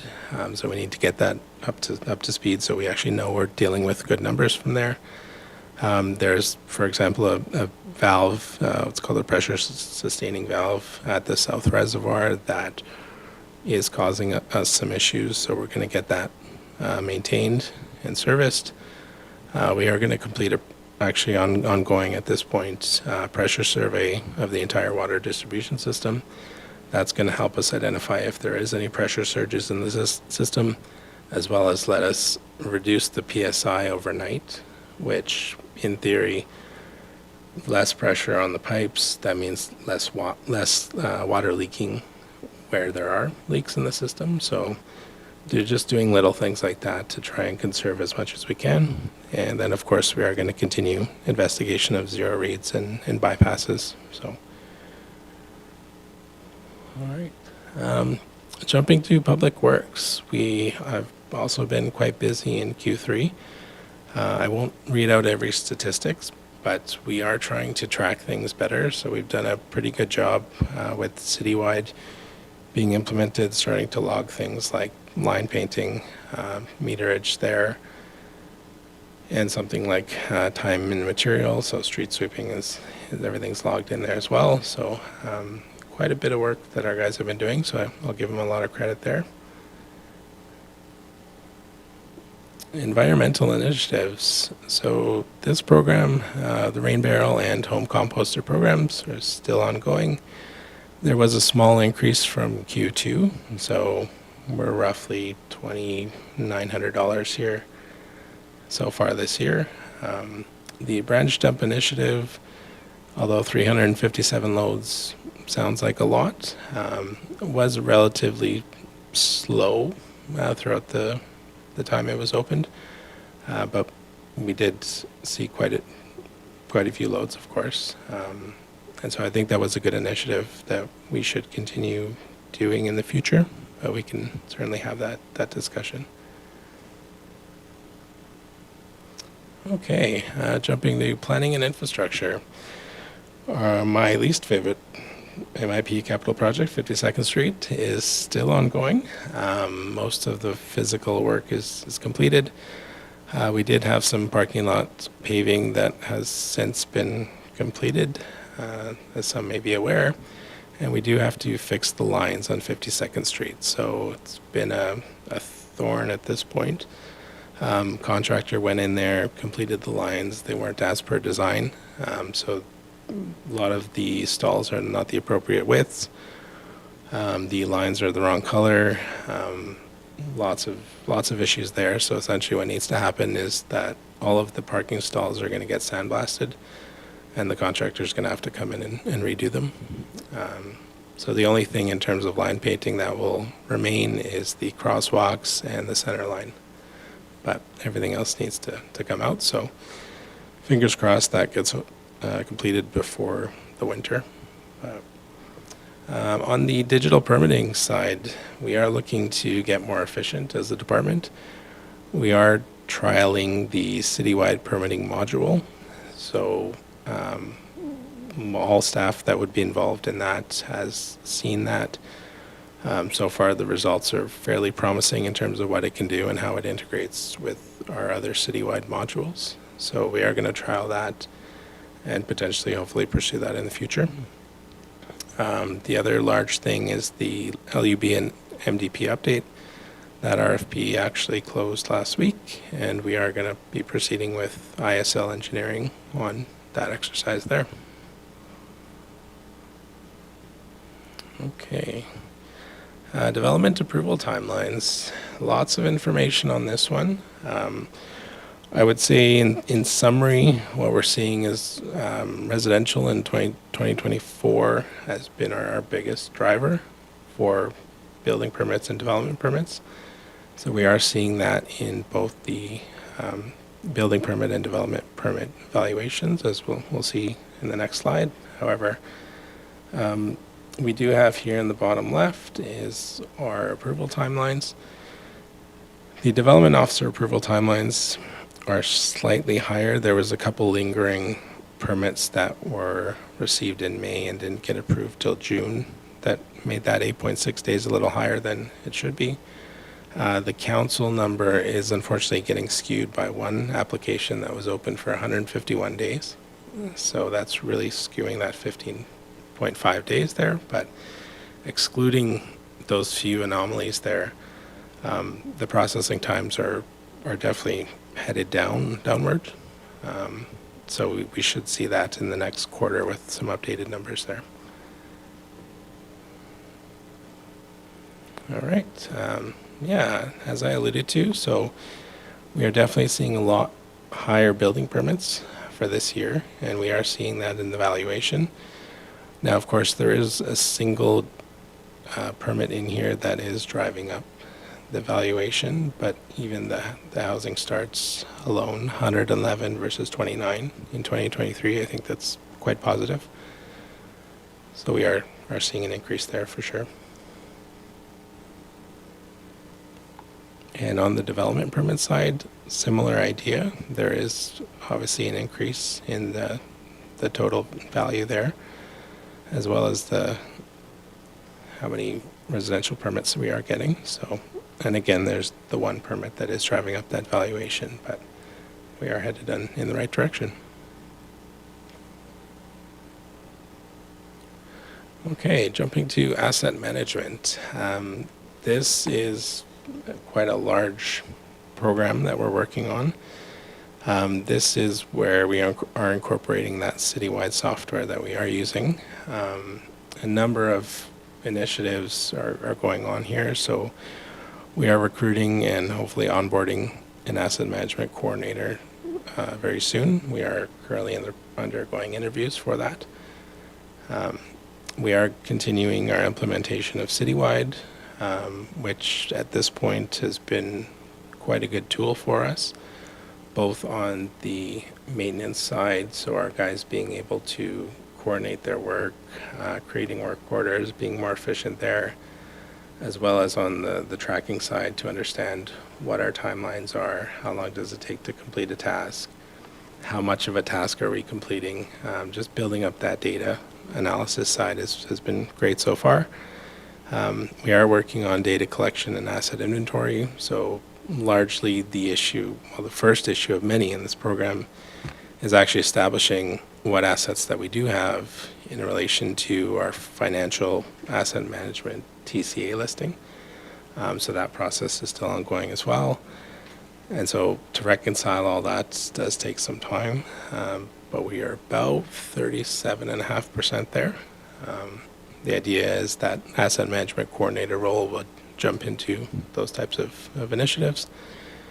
And then as part of the asset management program in general, we are developing quite a few preventative maintenance programs, whether that be on, say, the water main or the sewer side, which we haven't had very robust programs until now, so those need to be developed. I did include this image just as a representation of what type of information we're trying to get out of that program.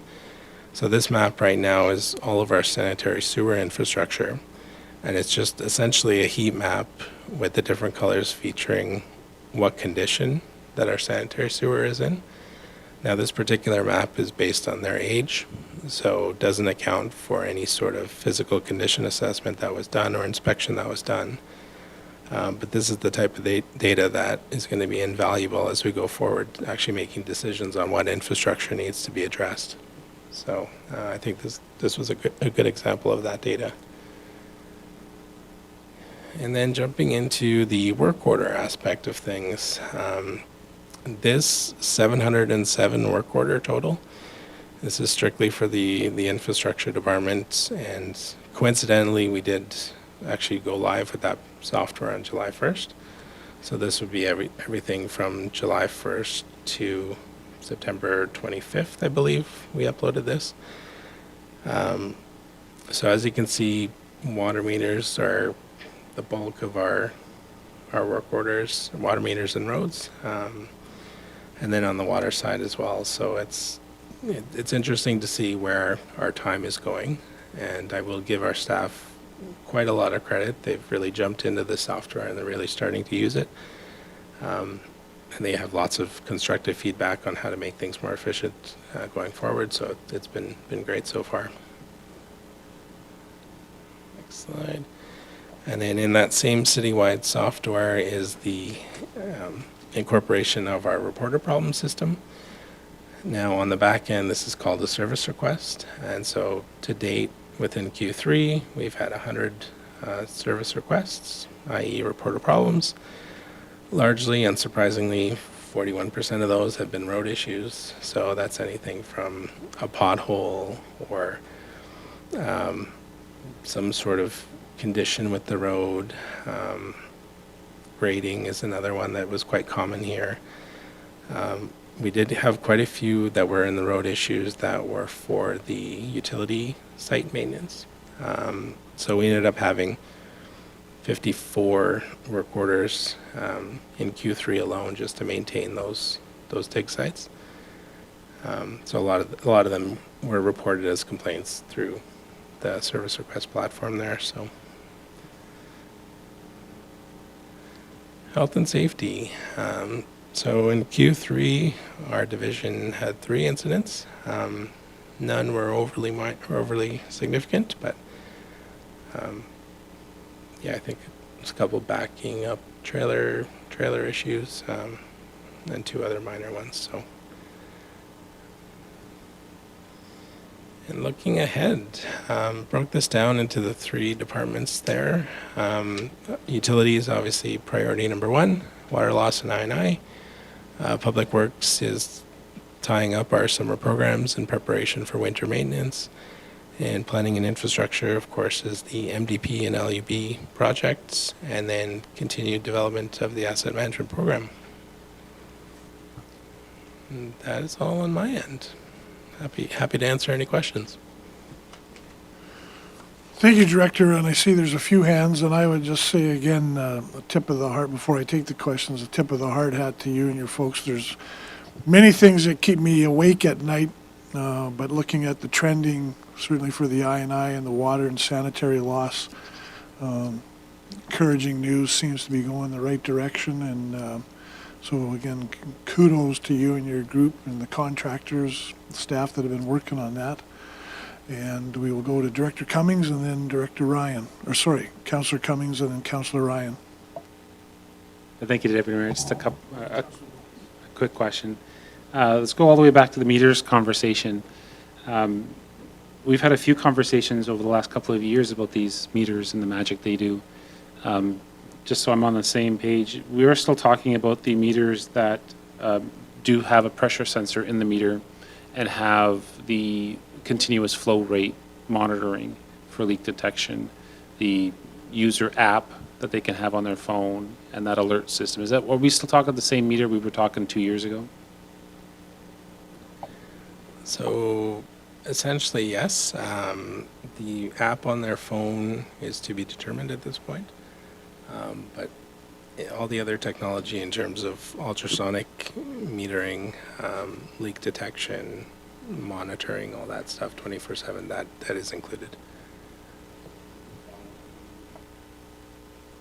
I did notice that you talked quite a bit about the effectiveness of our pressure testing, where staff are running around and with the pressure gauge and testing the spigots. No, call it something. Anyways, when these meters are installed, they would do that same sort of thing. That instead of you running around with your staff or your staff running around checking the pressure on the outside of the houses, these meters would do that for you, and then that data can be isolated and collected and grouped together, I'm assuming, using the software to find more relevant leaks, the same way you're doing manually now. Is that right?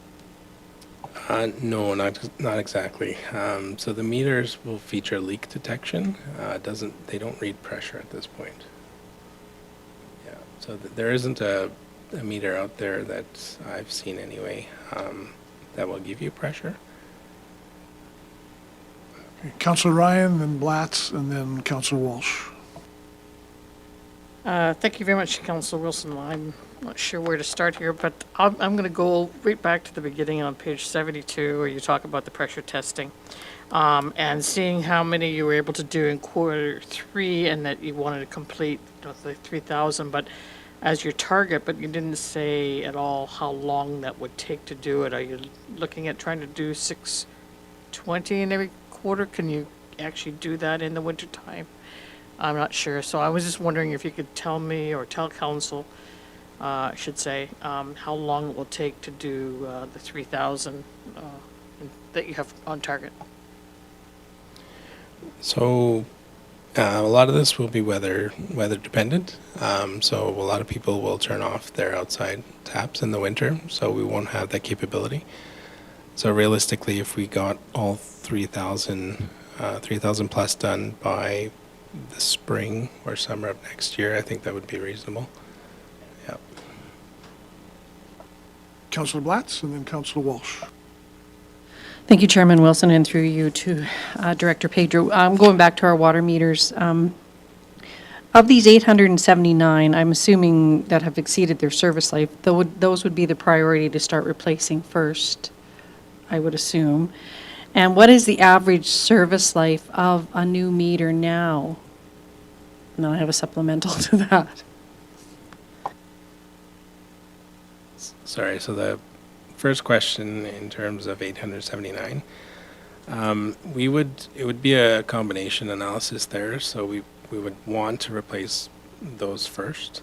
However, we would also consider what areas are our worst locations for water leaks. So we'd have to balance between the two.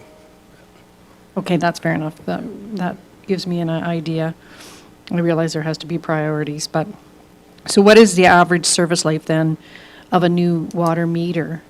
And would replacement going forward, this would fall then into asset management, then replacement of these would be cyclical, so, you know, you'd be able to plan, your operations department would be able, or utilities would be able to plan 10 years from now, approximately how many meters we would have to replace on an annual basis.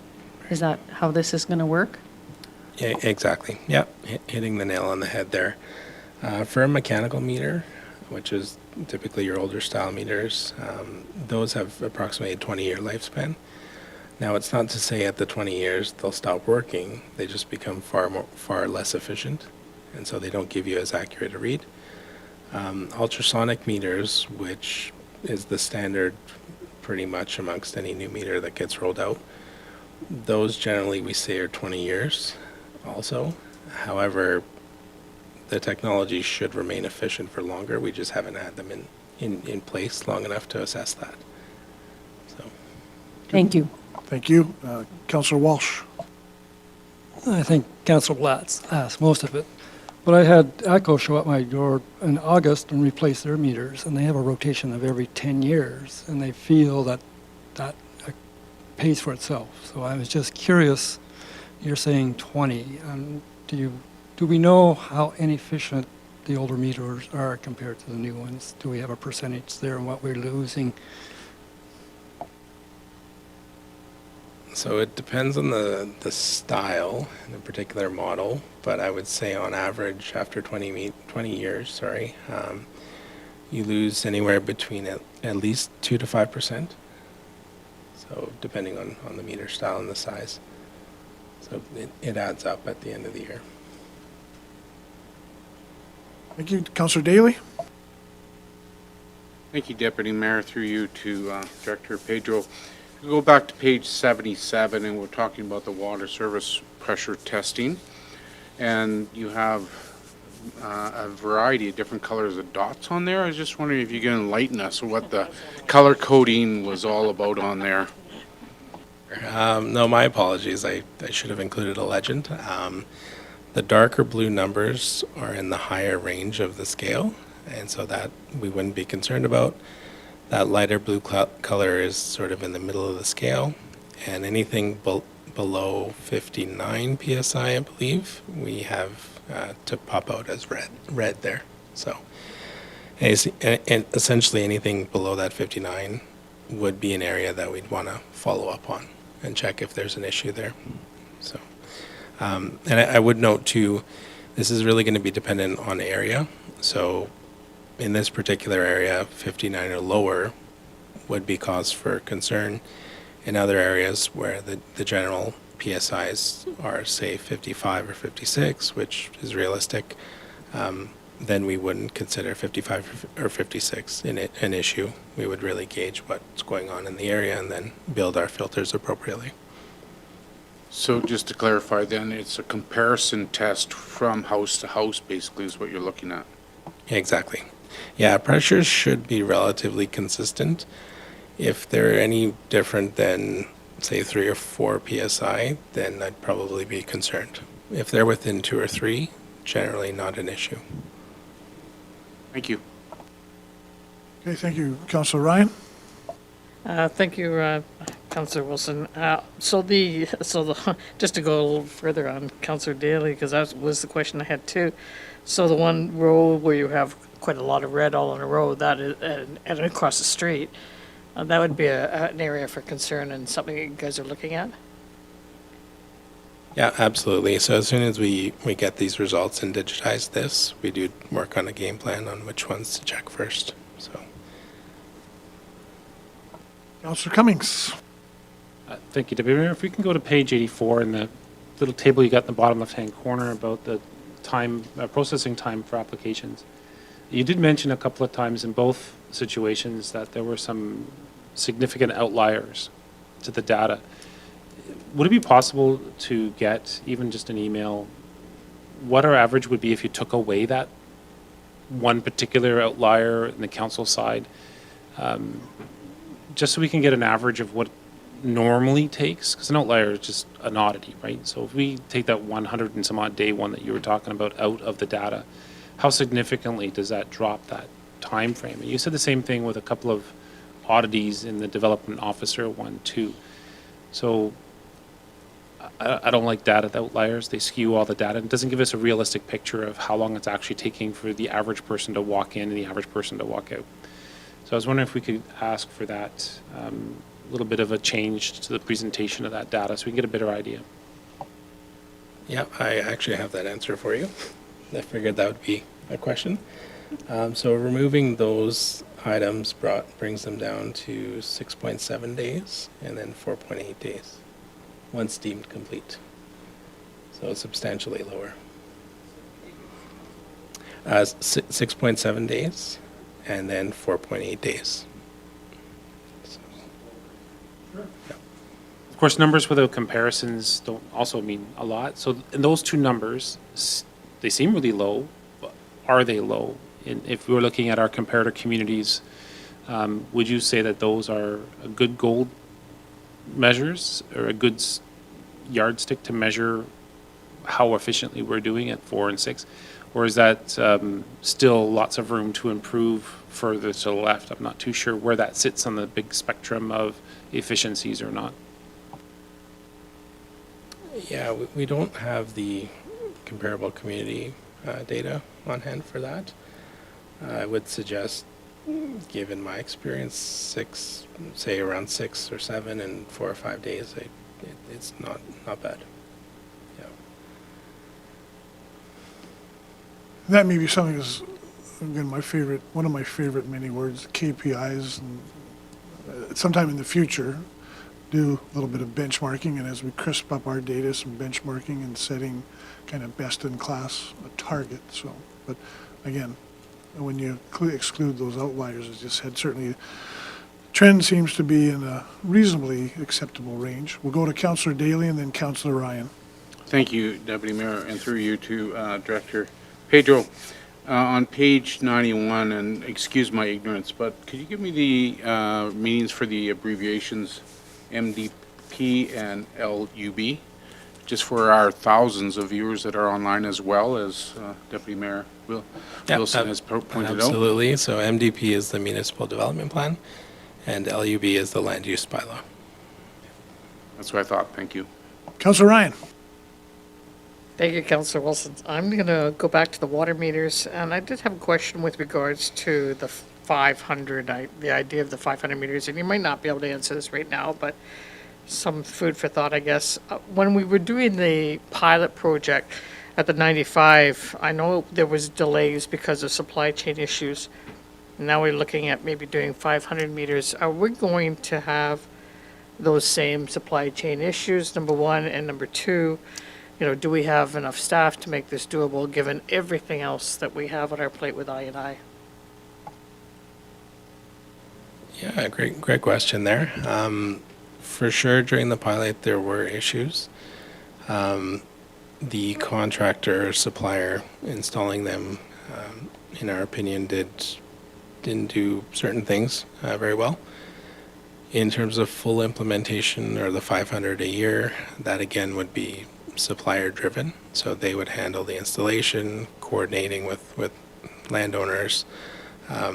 Our involvement primarily will be on the communication side.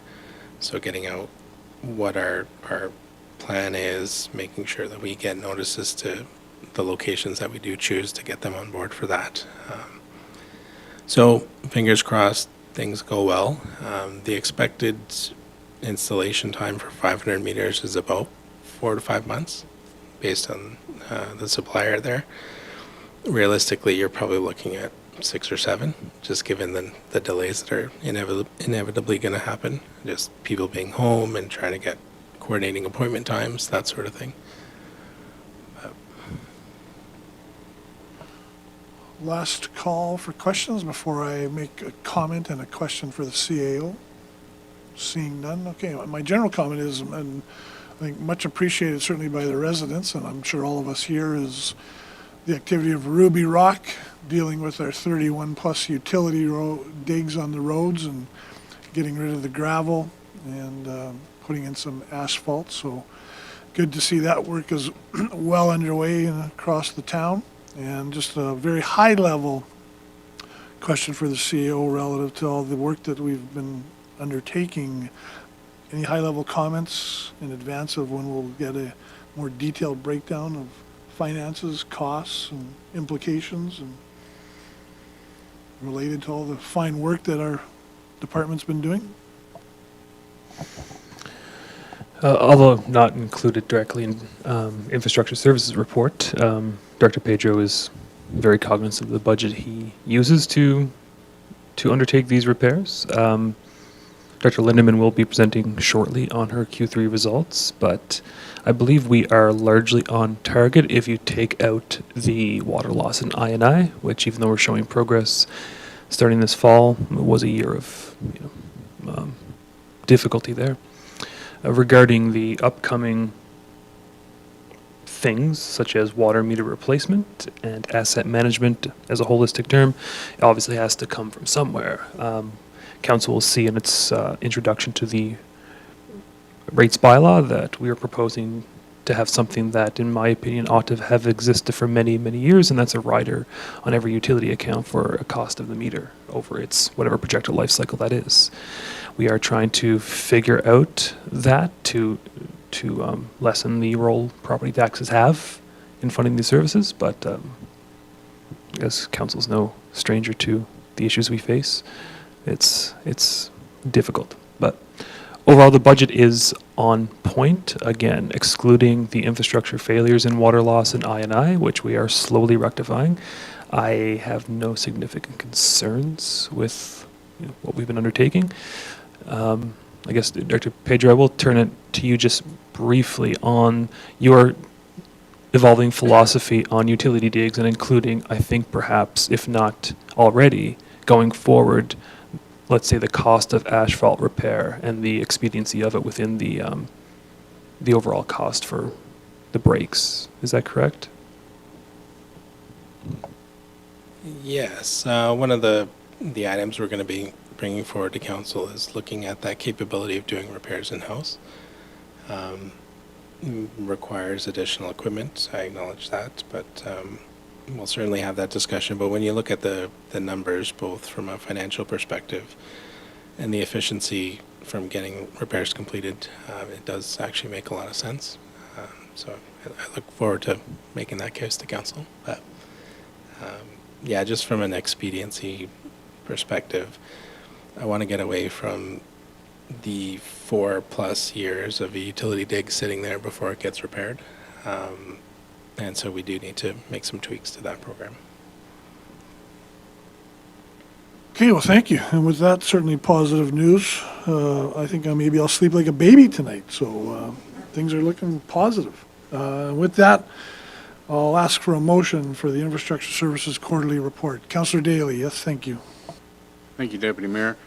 I move that we accept the Infrastructure Service Quarterly Report for information as presented. Thank you. All in favor? Passed unanimously. We're now on to Section 4, page 92, 4A, Alberta Health Advisory Council's Secretariat Information. I presume, CEO, you will be talking to this? Thank you again. So I believe council had a time to discuss this at a previous meeting. As you can see, this email addressed to me.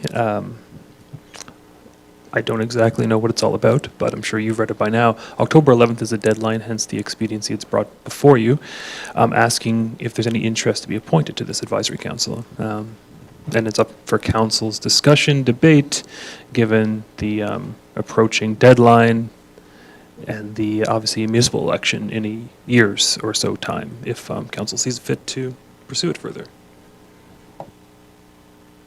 I guess I'll open up for any dialogue or discussion. And I'll certainly go to Councillor Blatz first. My take and understanding is that this is basically an open competition, not necessarily confined strictly to council. You'll correct me if I'm wrong. And so we can choose, for that matter, for all 7 of us, if we want to apply and go through the rigor in the process, or one of us, or some combination. Is that correct? Like this is basically an open competition? Okay. Councillor Blatz. Thank you, Chairman Wilson. Actually, that was going to be my comment. I believe that this is just an open competition for people in the general public as well as anyone else who would want to attend. And this is really not something that I think it's important that a council member has to, that should sit on, and including the comments that CEO Williams has just made with an impending election and such. I think that if we were going to do this, then we would be doing it as just a regular citizen, not as a council member of the town of Wolves. That would just be my thoughts on the subject. Mayor Judy and then Councillor Cummings. Thank you, Councillor Blatz. You are correct. In my past experience, that's exactly the way it is. It's been members in the community. I don't recall we actually had a councillor sit on any of these in the past, but we did have community members. Thank you, Councillor Cummings.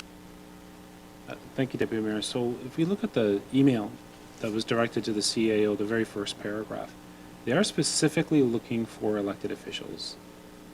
Yes, if you read the following document, it's open to everyone. They want a wide variety of people, but they're specifically asking for councillors, elected officials in our communities to join this advisory council.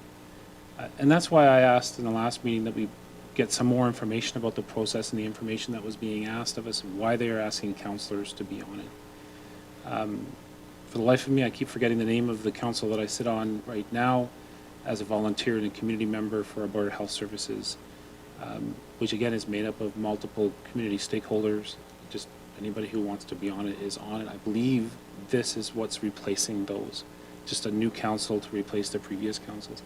The reason why I asked to come back from the CAO was basically that one paragraph in the email, that they're specifically looking for town councillors, and I wanted to see if this council had any interest in making it one of our ABCs and appointing somebody from council onto that board, or at least appointing someone to apply for a position on that board if they're looking for someone specifically.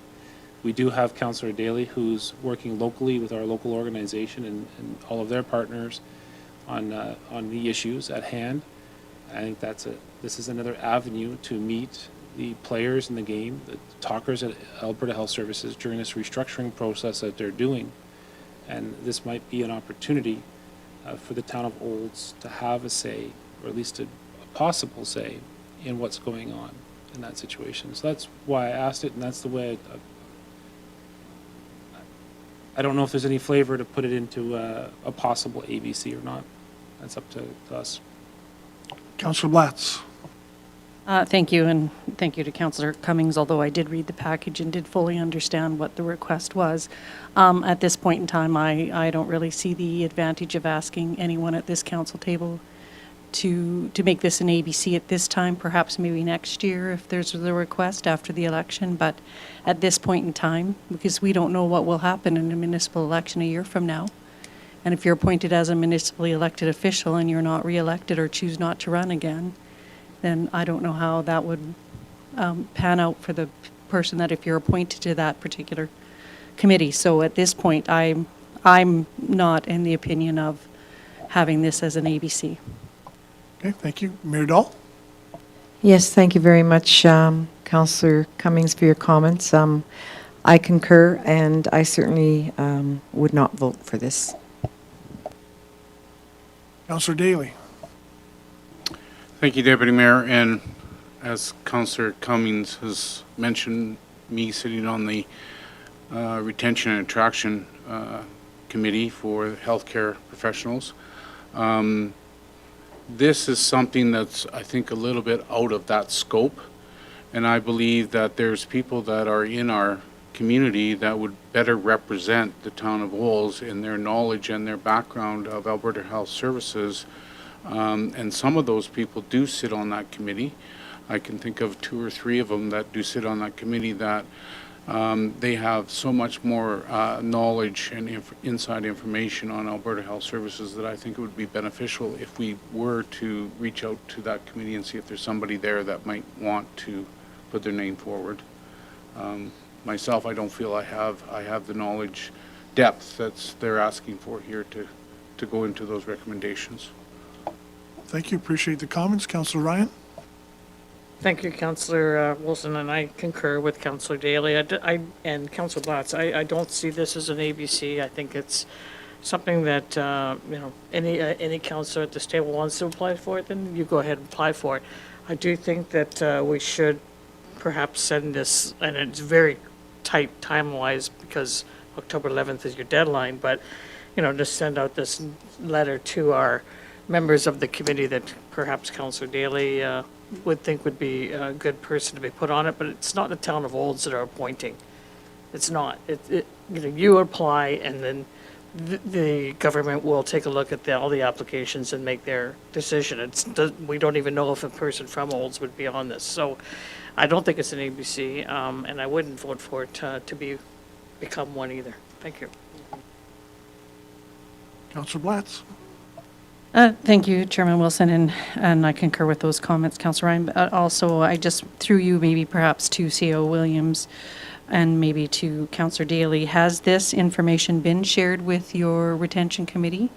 And has this been maybe forwarded to our Community Connection Center where people are looking to volunteer for certain committees and groups? And maybe perhaps, the timeline is very short now, but perhaps maybe there's someone they may be aware of that was within the community that may want to sit on this particular committee. I'm not sure. I'll have to check on that, where it's been shared. So if not, we'll share it accordingly. Well, maybe it's not, something that is vital. I just was wondering if it had been shared, and perhaps it could be, if it's possible. Let's go ahead, Mayor Dahl. Thank you very much. And again, it says this is not specifically for municipal elected officials, and I've received some information this weekend. I think perhaps you were privy to it as well, that Alberta Health Services is now going to become split with Alberta Health Care. So there's going to be some changes in the future too that I feel like I need to learn more about myself, and I'm sure council would like that too. Yeah, no, and I can just further add to that. The Olds Healthcare Fundraising Committee had their donation appreciation brunch on Sunday, and so both Mayor Dahl and I'm a committee member, and Mayor Dahl was there as an individual who has donated and supported the committee, and we had Dr. Lyle Oberg as our guest speaker, and it was very informative, very educational, as Dr. Lyle Oberg talked about the ongoing changes within Alberta Health Services and what it means in the 4 pillars. Very much fluid, obviously, and still a lot of work to be done. That rate of and pace of change yet to be determined. But I think, and Dr. Oberg mentioned he's been charged with looking at AHS with a huge significant mandate, much latitude, and that may be something that this council would want to pursue later with Dr. Oberg and have him at least come in virtually even, and talk to this council, and then, as I said, he's writing a report, and he's been basically given a wide blank canvas to author his report, so it might be something we want to look at down the line. I'm not in favor, I guess, at this point of making this an ABC. I would say if somebody wants to apply as part of the general public, go ahead. Councillor Walsh, I'm not sure if you have any comment, and then I'll close this off. No, I'm pretty well in agreement that this is not an ABC, and, if somebody who has a desire to serve on this board, they can make an application. Nope, fine. So I think we have consensus that it would not fall under an ABC for this council, and as individuals within the community, all 7 of us and the community at large are able to apply to this secretariat. And so with that, I would ask for a motion just to accept as presented. Councillor Ryan. Councillor Ryan. Thank you, Councillor Wilson. I move that the committee accept the information on the Alberta Health Advisory Council Secretariat for information. Thank you. All in favor? Approved unanimously. We will now move on to page 98, item 4B, Quality Management Plan. And again, I assume CAO. Thank you again, and we're going to pass this over to Director Andrew, who's been waiting patiently in the wings Thank you. Just what you see today is the new and recently approved fire quality management plan for the town of Olds. This stems back from almost a year ago when the decision was made to make some adjustments with the service level regarding fire inspection program and reducing it down as a reduction in a FTE for a fire inspection program. And so this process took a long time simply because we had to divest the interest in the management and responsibility of the petroleum tank process within the town of Olds. So that has all been handed over now to the Safety Codes Council, who is the entity that's responsible. And with that transition that occurred, there was a plan that was put in place with them and us to carry information and to assist businesses or occupancies that had these tanks, and so that's been completed, and so therefore the process has been approved. In summary, essentially we've changed the inspection frequency in different occupancy classifications from the C, D, and E, which C is residential multi-use, D is mercantile, and E is commercial, and so we've reduced the service level inspection frequency to a request or complaint premise, so that takes away the requirement for us to inspect these properties on an interval and gives us the flexibility to try to conduct those inspections when we have time and availability based on the full-time equivalent time frame. And that's all I have to say. So any questions regarding the QMP, I'd be happy to answer them. I will turn it over, look to council, if there are any questions. Councillor Daly? Thank you, Deputy Mayor. Through you to Director Andrew. So when I was reading this, of course, the Safety Council also falls into building permits and all sorts of other safety guidelines that we have to abide by in the province of Alberta. Now, what are their resources availability as far as if a complaint comes in, and what is the process of that complaint process when it does go forward? Is there a 1-800 number that the public calls if they have a complaint, or is it a number up at Edmonton, or what is it? I'm not completely sure. So if I understand the question appropriately, and so correct me if I'm wrong, if any of the action that we take as either a fire or building institution or regulatory body, if people disagree with the determination that's made, then through the process that we have with the permitting and approval process, they can appeal those decisions to the Safety Codes Council.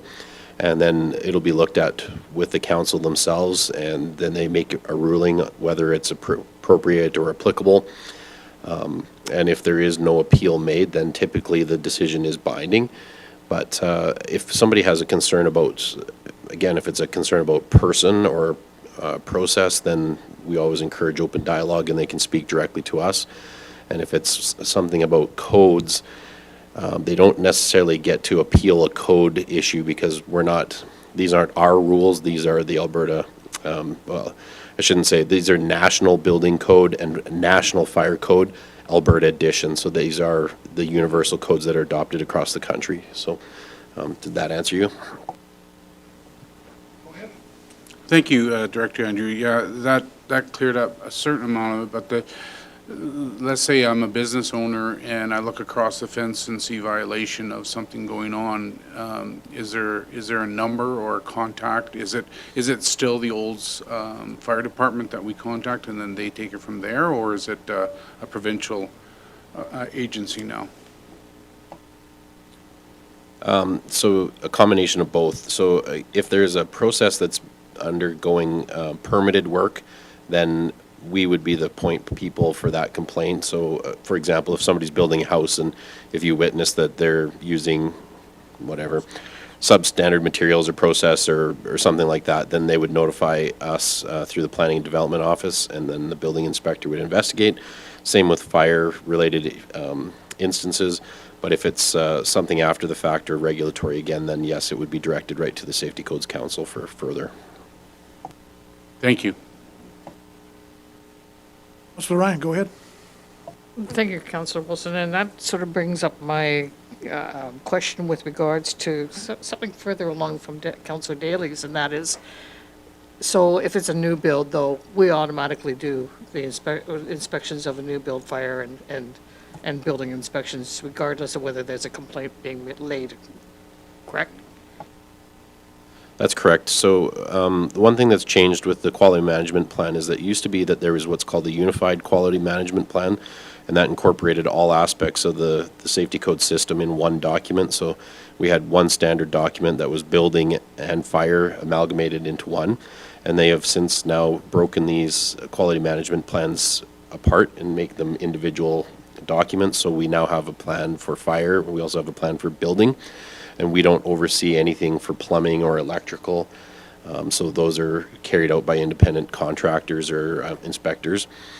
And so yeah, the process is in our standalone building QMP, we do have an inspection frequency where we inspect, we do a plans review prior to construction, then they'll typically do an inspection at foundation, and then at frame up prior to starting to close in the building. Those are the key areas, and then once upon completion. So that's the benefit that we have having our in-house building inspector, is that that individual is able to keep an eye on construction at a little closer pace than what it was traditionally in the past, where you might see an inspection twice in the entire build. Any other questions? I just have one then for the director, and so I assume this would be an annual review in terms of our risk and exposure and adjusting the inspections. Obviously, it is tied into resourcing, but I assume this would be annual, and we would look at our leading or lagging indicators. I'm not sure what, I guess an indicator would be if we have a greater incidence of events, fires or whatever, that might cause us to rethink our strategy. Yes, absolutely. It's very difficult this year for us to have given those indicators simply because we didn't have the approved QMP with the change. So we actually have probably hit a higher level of compliance than what this current QMP would indicate for us. But we are going to report on that when we do our quarterly reports to give you that indication. And yeah, knock on wood, hopefully fires don't happen. This is a really tough one for us to report the positive outcome simply because we don't know how many fires we prevented through inspections. So it's always inherently a hard thing to quantify. But I will say that in the past, we have experienced an exceptionally low number of dollar loss fires in our commercial and industrial sector since our fire inspection program was implemented. And I truly believe that that's not by chance. So I really hope that stays the case. Agree. Last call for any questions on the quality management program. Seeing none, I will ask for a motion, please. Mr. Blatz? Thank you, Chairman Wilson, and I move that the Committee of the Whole accepts the QMP as presented for information. Thank you. I'll call for the vote. All in favor? Passed unanimously. Passed unanimously. We are now on page 129 under new business, item 4C, community services policies. I assume again, CAO. Yes, thank you, Councillor Wilson. Duties for Director O'Brien, who's on some holidays right now. We have two community services related policies. 205C regarding flags. That is back before council after getting pulled off September's Committee of the Whole with a much more reduced scope. Not terribly dissimilar from our current policy, but before council for any comments or questions prior to proceeding to regular council for approval. And the second is 102C brand standards, and that is largely a couple wordsmithing exercises, but as you can see, it's quite short and mainly just directs administration to maintain a brand standards document. So just for updated template and as per our review schedule. But any questions on either of those? Happy to take them. Floor is open for any questions. All right, seeing none, I will ask for a motion. Mayor Dahl. Thank you, and thank you for the update and condensing of this. It's really good. I really enjoyed reading this. So I move that the Committee of the Whole accept as presented with minimal material changes recommended and request policy 205C flying flags and 102C brand standards be brought to a future council meeting for final approval. And thank you. Thank you for that motion. I'll call for the vote. All in favor? Unanimous support. We proceed by what I believe to be as our final item under new business, page 134, item 4D, Office of the Chief Administrative Officer, Policies, 106C, Council Remuneration and Expense, and again, look to the CAO for the commentary. So thank you, Councillor Wilson. So obviously, the bulk of 106C has been debated and decided already. There's a few questions for council that relate directly to the Citizens Remuneration Committee.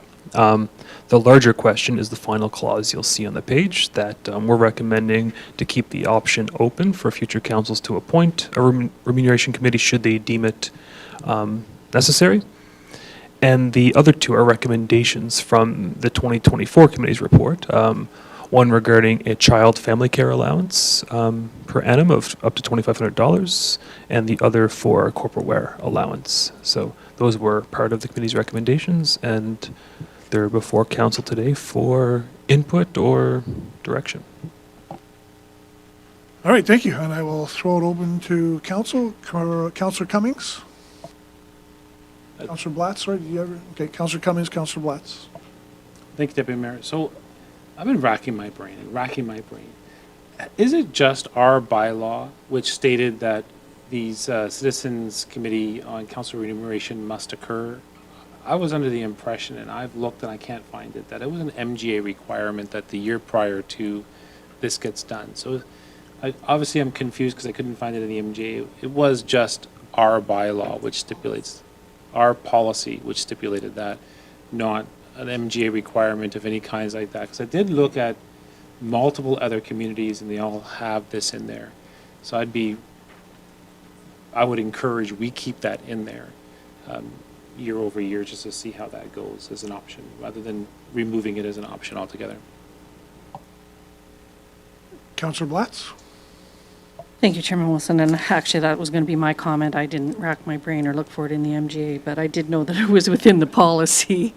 But I did want to just state that I believe we should leave this in, that council may appoint an ad hoc committee, perhaps as it's already written in the year prior to the election, just so that the future councils, if they choose, they don't like the way that this is done, or they want to see something reviewed, or even do a comparable to make sure that we're still within line to our comparator communities. As far as salary remuneration goes, I think that we should leave this one part back in. Thank you both for your comments. Councillor Ryan? Thank you, Councillor Wilson. Are you looking for all three comments at the same time? Go for it. Roll the dice. Yes, no, no. No. Yes to keep the remuneration review, and no to child support and corporate wear allowance. I just can't see asking taxpayers who are electing us to fork over more money for things like this. And even though I can see the idea behind the child care or family care, whatever it is, as a way of attracting somebody who has a young family, to maybe entice somebody who has a young family to run for council. I still think it's, why are we asking the taxpayers to pay for it? I'm hard pressed to ask that. So thank you. Thank you for your comments. Any other comments? Councillor Cummings? Well, I didn't know we were doing all three at the same time. So I'll jump in on the other two. I'm actually in favor of the child and family care process. I've talked to some other councillors at Alberta municipalities who take advantage of this opportunity for child care coverage while they're in their meetings and stuff like that. And it's a game changer for them to be able to do it. And I believe in breaking down the barriers that prevent people of all ilk to join councils or to at least run for council. And I believe that this is an actual barrier that can be easily overcome. And again, odds. What are the odds that we'll have someone who does this? I don't think it's very much. I don't think it's very much money when you're looking at stuff like that to break down this barrier, to have it on file that we want people to not have barriers like this going into it. The corporate wear, one way or the other. But the child and family care ones, I would definitely support having that on the file. Councillor Dahl, or sorry, Mayor Dahl, and then Councillor Blatz. Thank you, and through you, I would like to concur actually with Councillor Ryan. I believe that child family care does have a purpose. I don't have a crystal ball and I can't predict if we're going to need it for this election. If we have a young group of individuals, all the power to them, and they can certainly review this at that time. And yes, we're tight right now, and our CEO has worked very hard to get us on a lean budget, and I would not support those two. Thank you. Thank you, and Councillor Blatz. Thank you, Chairman Wilson. And as far as corporate wear, I'm not in favor. I think that we can pay for our own corporate wear if we choose to purchase it. But as far as child and family care, I'm either or, but I do not believe it is a barrier. I believe that people will run and apply for this position if they have the desire to do so. And many of us have been working mothers for many years and have paid for our own child care and child support at that time. And so I believe that this is not necessarily something we need to do, but I do not believe it is a barrier. Appreciate those comments. I'll give Councillors Daly and Walsh the opportunity to weigh in, and then we'll tally up, I guess, by consensus and see where we land. So, Councillor Daly? Thank you, Deputy Mayor Wilson. As far as for child and family care of $2,500, I am on the fence with that, as far as I think it would entice maybe some younger minds to throw their name in the hat for the election. On the other hand, I agree with what Councillor Blatz is also saying, is that arrangements are made and they have been made for several years, so I am on the fence with that one. I am not in agreement with the corporate wear allowance. If we want to wear corporate logos and so forth, I think that should be up to us to be able to facilitate that through our own budgets. As far as what Mayor Dahl has said, is that, you know, we have come a long ways in our budget and we are very lean, and anywhere where we can save a penny, I'm in agreement to save a penny. And I was expecting a smile out of you, Deputy Mayor, but I didn't get it. But and then I agree to keep the remuneration review in there. It's I feel that it's a necessity to keep us on track and also keep us transparent. So I agree with that. So. Yep, no, thank you for your comments, and I was just thinking of the corporate wear and the designer labels that you've been known to wear, so this could be a... Councillor Walsh. No, I'm with Councillor Daly on this. I'm on the fence with the family care. I think we can skip that this coming term. I don't see it as an issue. Over the many years that I've been on council, it's never been raised as an issue. But I do support that the review should be done every year, or the option of having a review every year. Corporate wear, the amount that I've ever gotten and sits in my closet and never remember to wear, I don't support that. Sorry, just to clarify on the review, the review wouldn't happen every year, right? The review would happen in the third year of the 4-year term? It's Yeah. a third year. I thought you said every year, but every 4-year term, okay. That's every term, yeah. Right. Okay. Any other comments, questions? Okay. I guess for myself, yeah, I certainly support the committee, retaining the committee. It provides that independent arm's length review. So I don't see any reason why we would entertain an option. Corporate wear, I'm fine with waiving that. And as a few of my colleagues have said, in terms of the child care or family support, because it could also apply, I'm assuming, CAO, to elder care. Absolutely. All right, well, that could sway my vote a bit, but no, I'm on the fence there. I do look at it as opening up doors to people We all know this is a part-time role. We all know you do not do this for compensation for the money. If this happened to entice one person to run that's maybe on the fence, again, I haven't had this item come up in the 3 years I've been an elected official. I am very conscious of the budget and tight dollars. So, yeah, I'm mixed on this, but we will turn it to a vote, because I'm seeing and hearing there's no issue to retain the remuneration committee. Corporate wear is not a consideration for an allowance. So then we will just throw it open to a vote or a consensus around the childcare. And I'll just look around raise your hand, I guess. Pardon me? Louder? Okay, I will ask for people to indicate whether they support the childcare or not. Those in favor? 2, those against? All right. We will not be pursuing a childcare policy for elected officials. And with that, I believe we are done at 3:25. Oh, yes, yep. So I would call for a motion to adjourn our committee of the whole meeting. Oh, sorry, yes. Geez, I thought I could get through it all. Yes. I will ask for I'll ask for the motion on item 4D, Office of the Chief Admin Officer Policies. Thank you. Councillor Cummings. Thank you, Deputy Mayor. So I move that we accept the administration recommendation and request the policy be brought to a future council meeting for final approval. Thank you. All in favor? Passed unanimously, and I believe now we are done at 3:26. So, thanks for our meeting. Have a good evening.